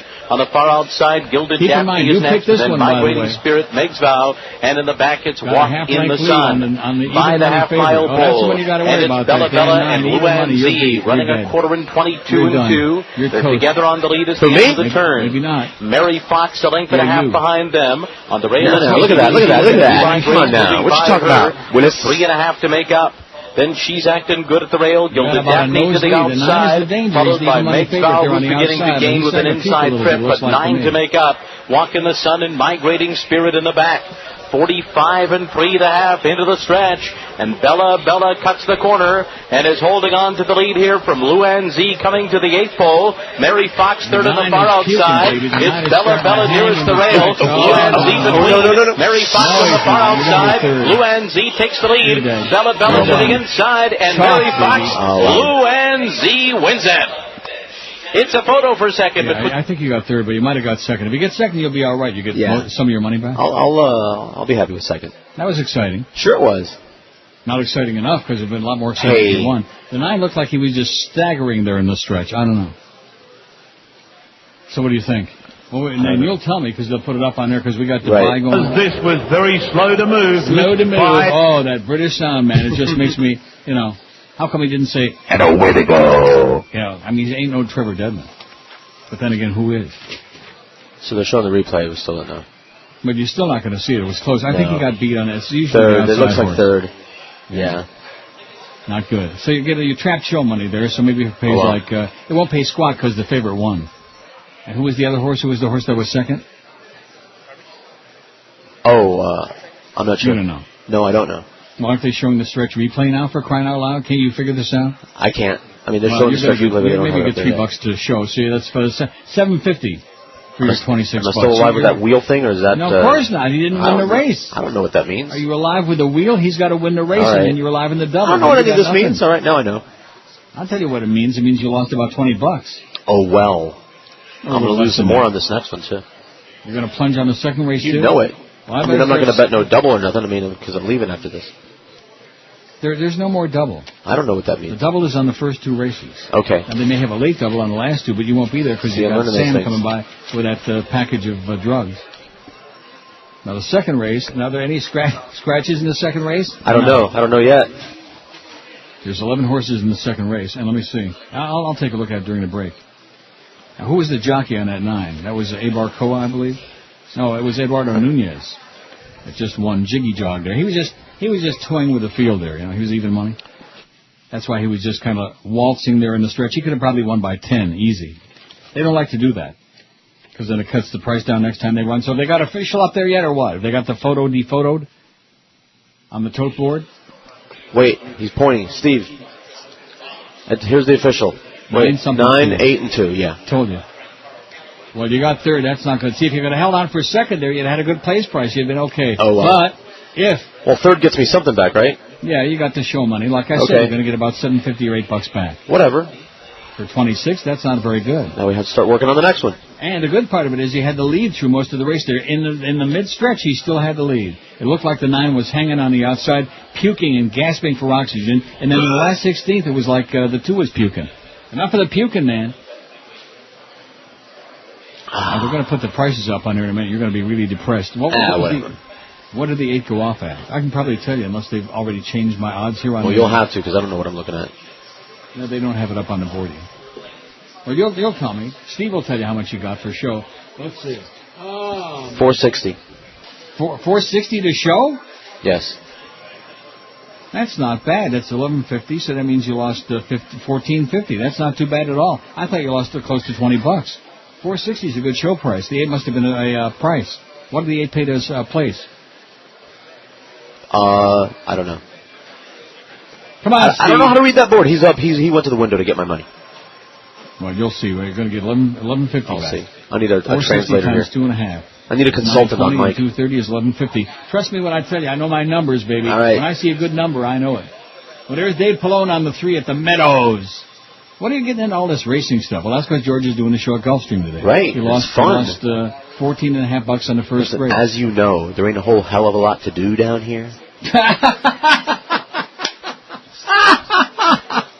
Oh, my God, I just learned something else. Yeah, and so, here's the thing. It's fun. Aaron Merriman is on the 5. Aaron Merriman from that great Merriman racing family.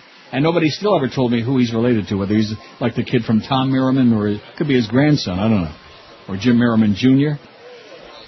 Philip Bryan with Jim Merriman Jr. Now, there's a memory for you. Mm-hmm. Yeah, I remember, like it was yesterday. Yeah, I know you do. I'm telling you, man, when you're a racing aficionado, you remember these things forever. I don't know why. Understand. A retired Roman Catholic priest was sentenced to 63 months in prison for stealing hundreds of thousands of dollars from his parishioners, money he used in part to support his secret family. Rodney Rodas, 51, pleaded guilty to mail fraud and money laundering in October and the theft of more than $600,000 in donations from St. Jude Church and Immaculate Conception Catholic Church in Louisa County, Virginia, between 2002 and 2006. U.S. District Judge Richard Williams Thursday issued the maximum punishment under federal sentencing guidelines and gave Rodas credit for time already served, it ended. The judge also ordered Rodas to repay the Roman Catholic Diocese of Richmond more than $591,000 and required the Filipino native to meet with federal immigration officials for possible deportation after his prison term ends.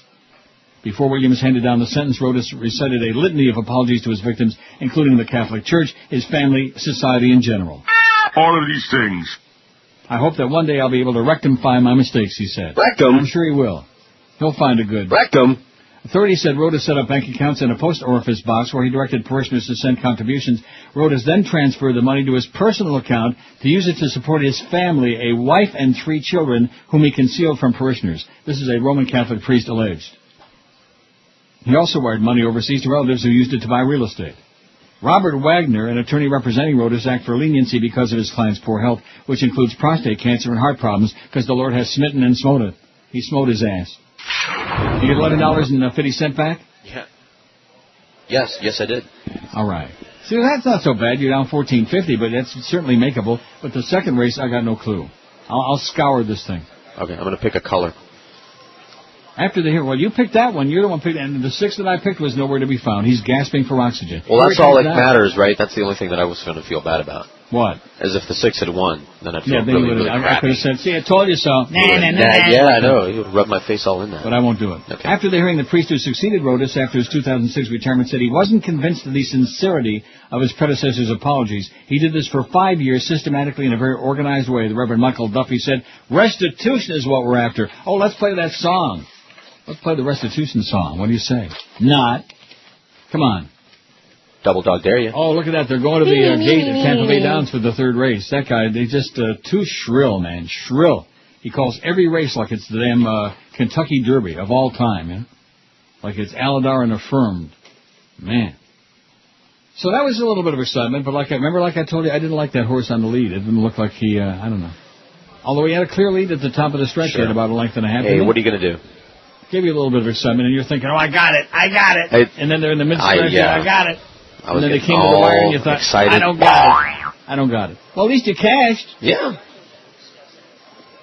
There's something there for you. I'm not bumped at all. I'm looking at the second. Now, in these 3 shows we've done so far, there have been 5 races, and I think you cashed a ticket on 4 of them.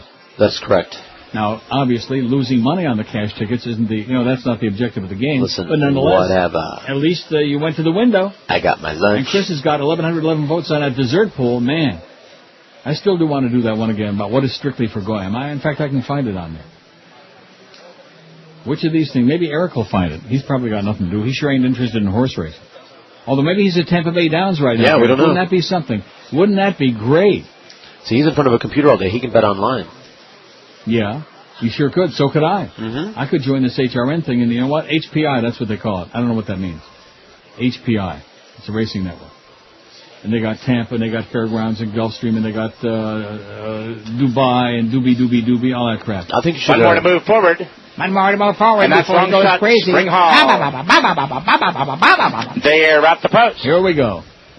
And away they go. Come on, you can do it. Open it up. And they're off. Along the rail, Invisible Light is away alertly. On the outside, Christopher now moves up. Now keep in mind, if these horses are running at Tampa Bay Downs, probably the value of each is about $15. Spring Hall. Half of these horses used to be pulling milk wagons. The biggest names. The best talent. This is Neil Rogers. Sports Radio 560 QAM. The sports leader. It's Friday, you bastard.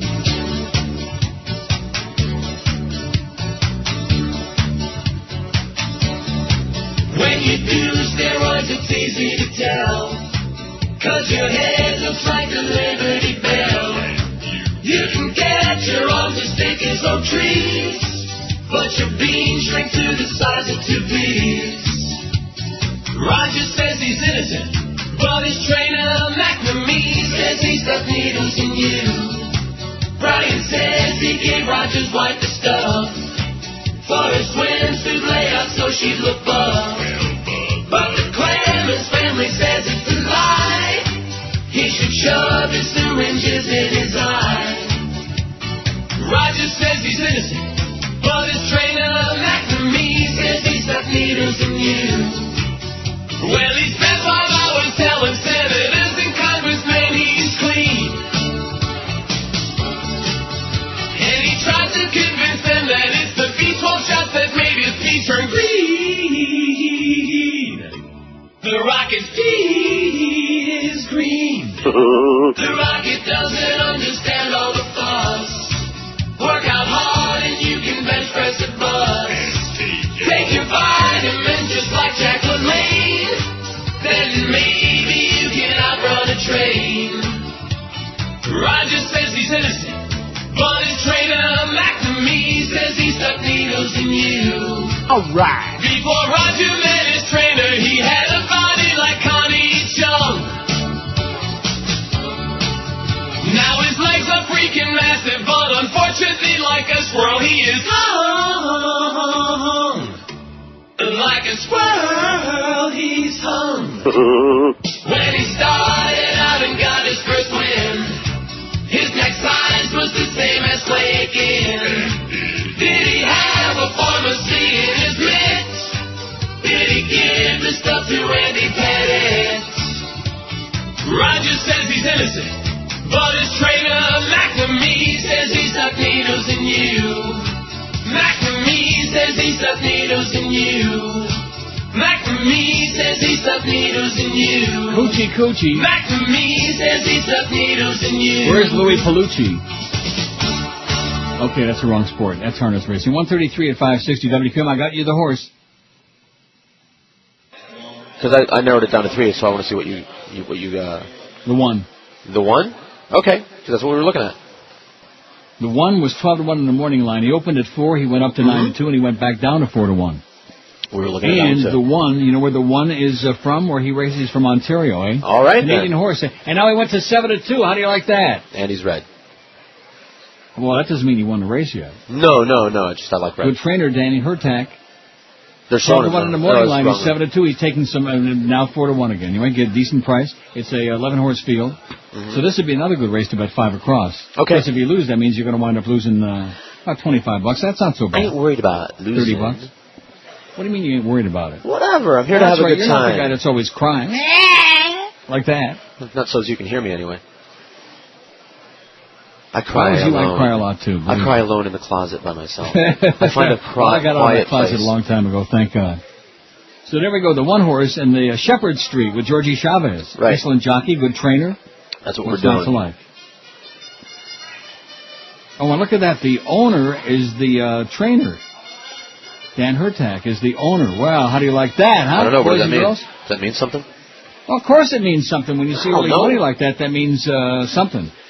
But I don't want to, knock their price down. I want to get these people all bent out of shape. Because we got probably at least 3 or 4 of our people, there at the track. Couple. You think? No, you More said a lot of people came up. Yeah. Mm-hmm. 7-2, he's getting a hit again. Look at that. My.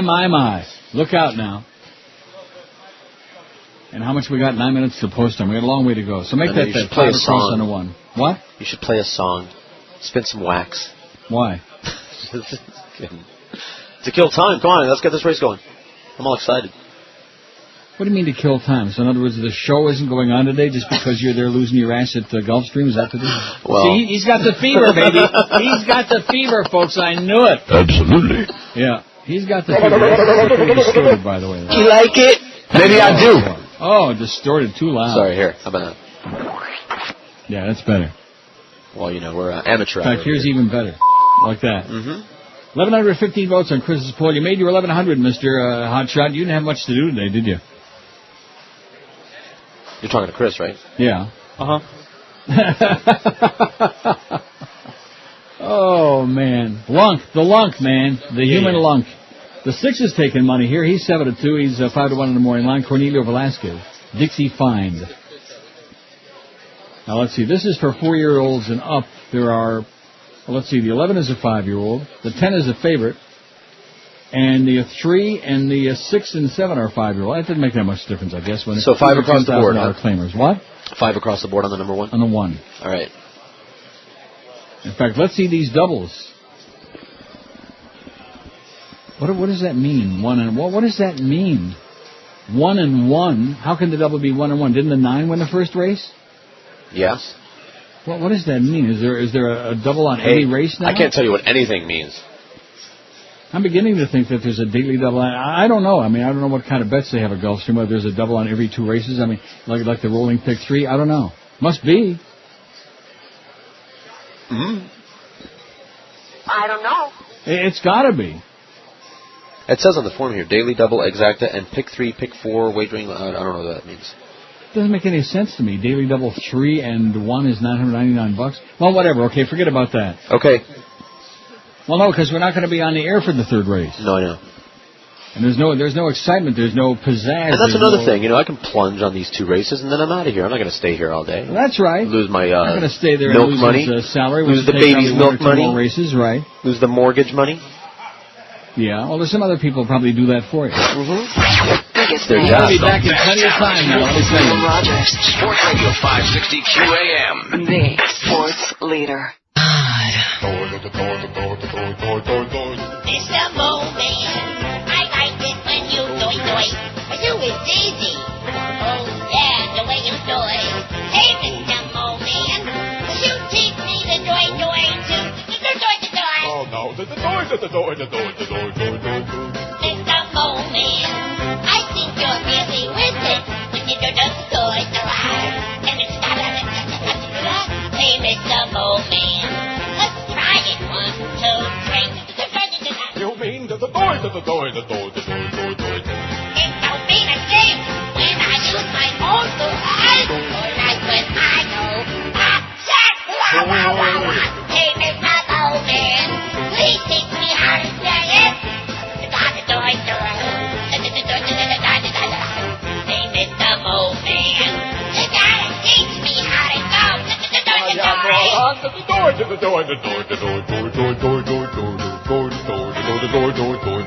Now you. Hey,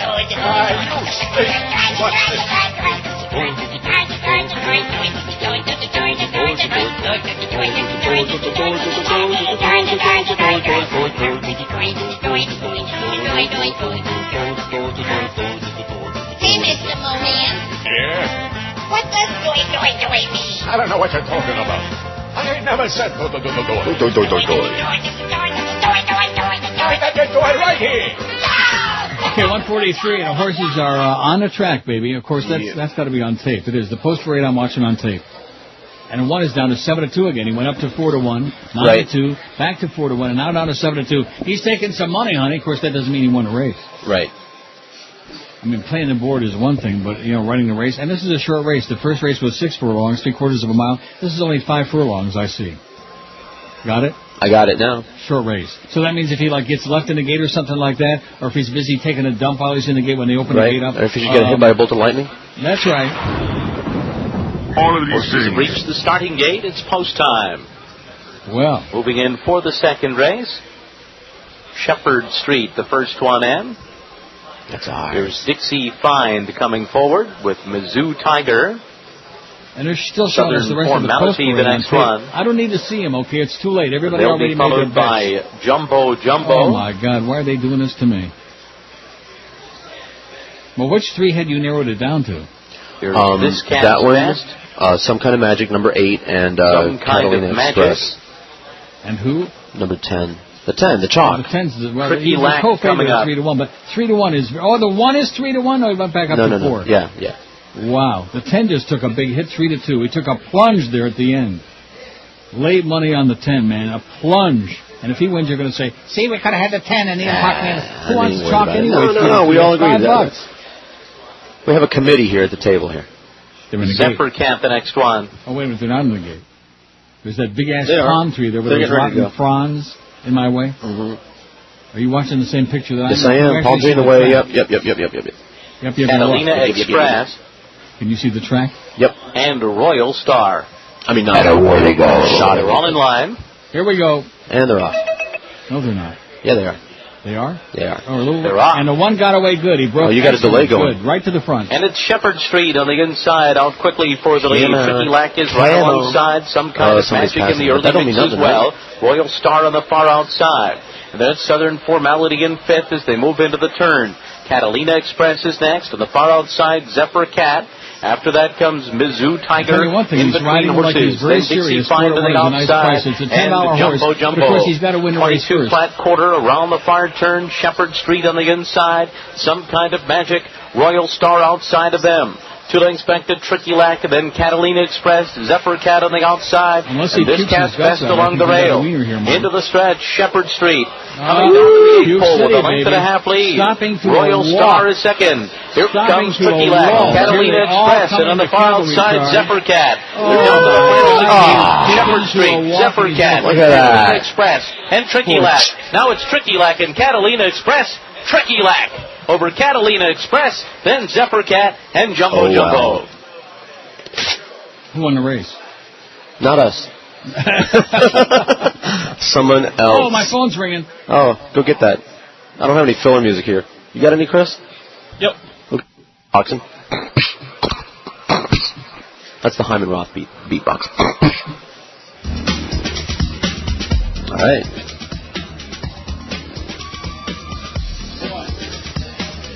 Wait for your update. Wasn't bad enough. It's an automated call from the car dealer. Those bastards that sold me that Pontiac that ripped me off.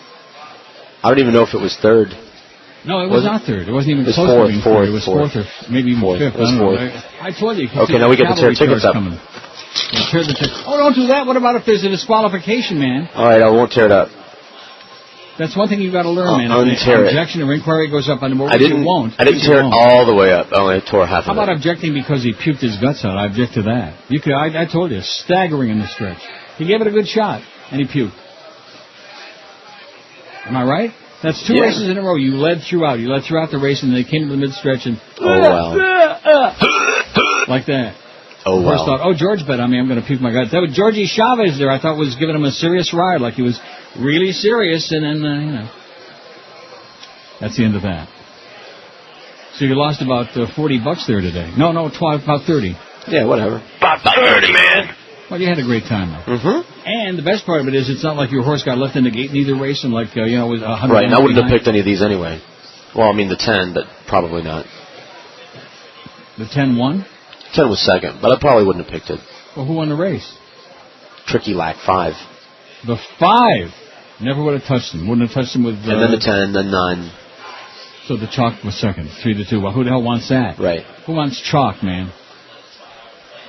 You know, the texture and feel of chalk. Ew, and the smell of it. Yeah, wouldn't even smell good. There's Dubai. Led past the 200 metres mark. They've gone past the 200 metres. To the board, she's coming.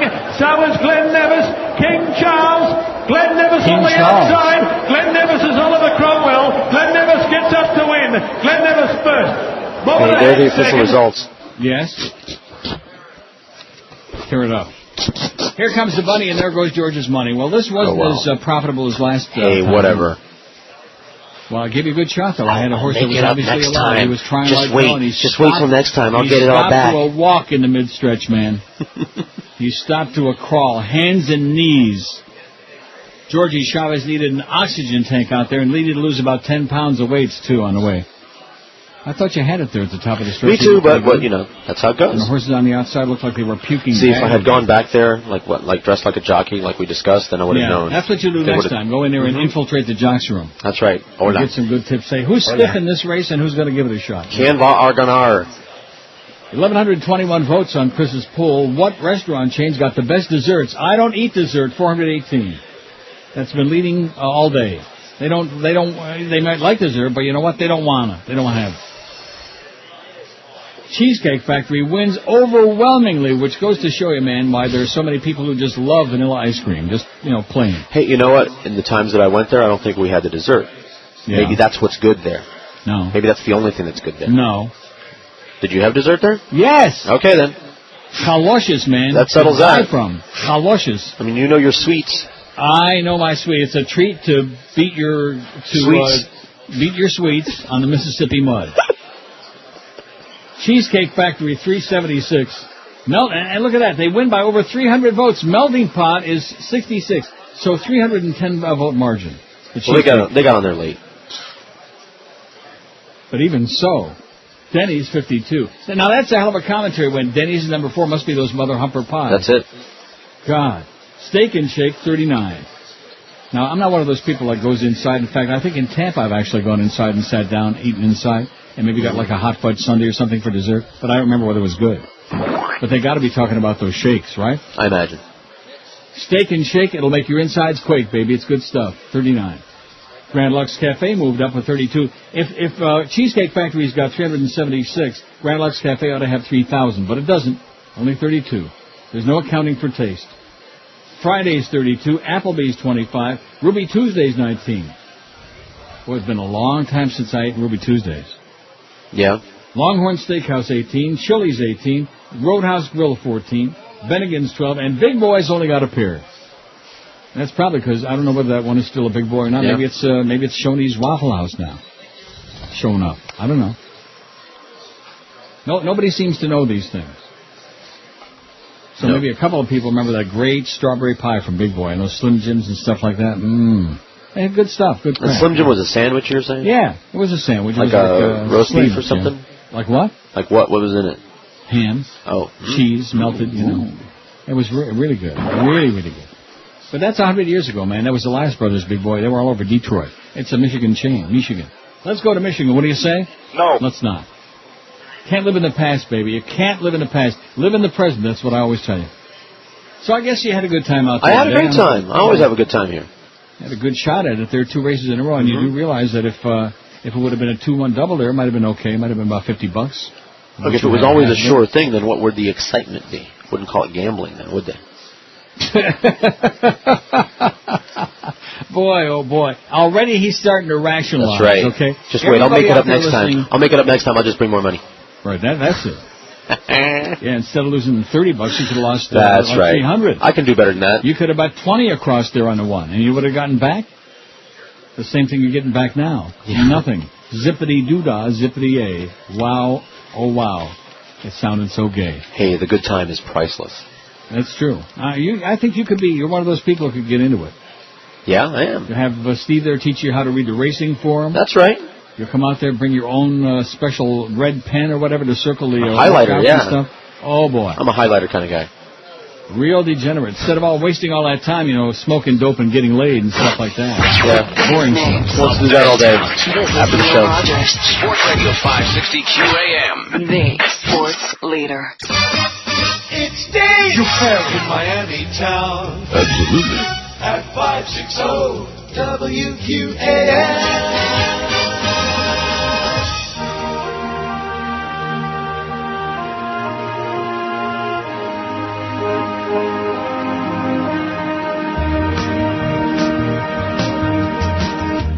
Anybody here seen Jack Abramoff in his orange jumpsuit and fedora? He screwed a lot of people, but thieves sometimes get caught. A garden variety neocon.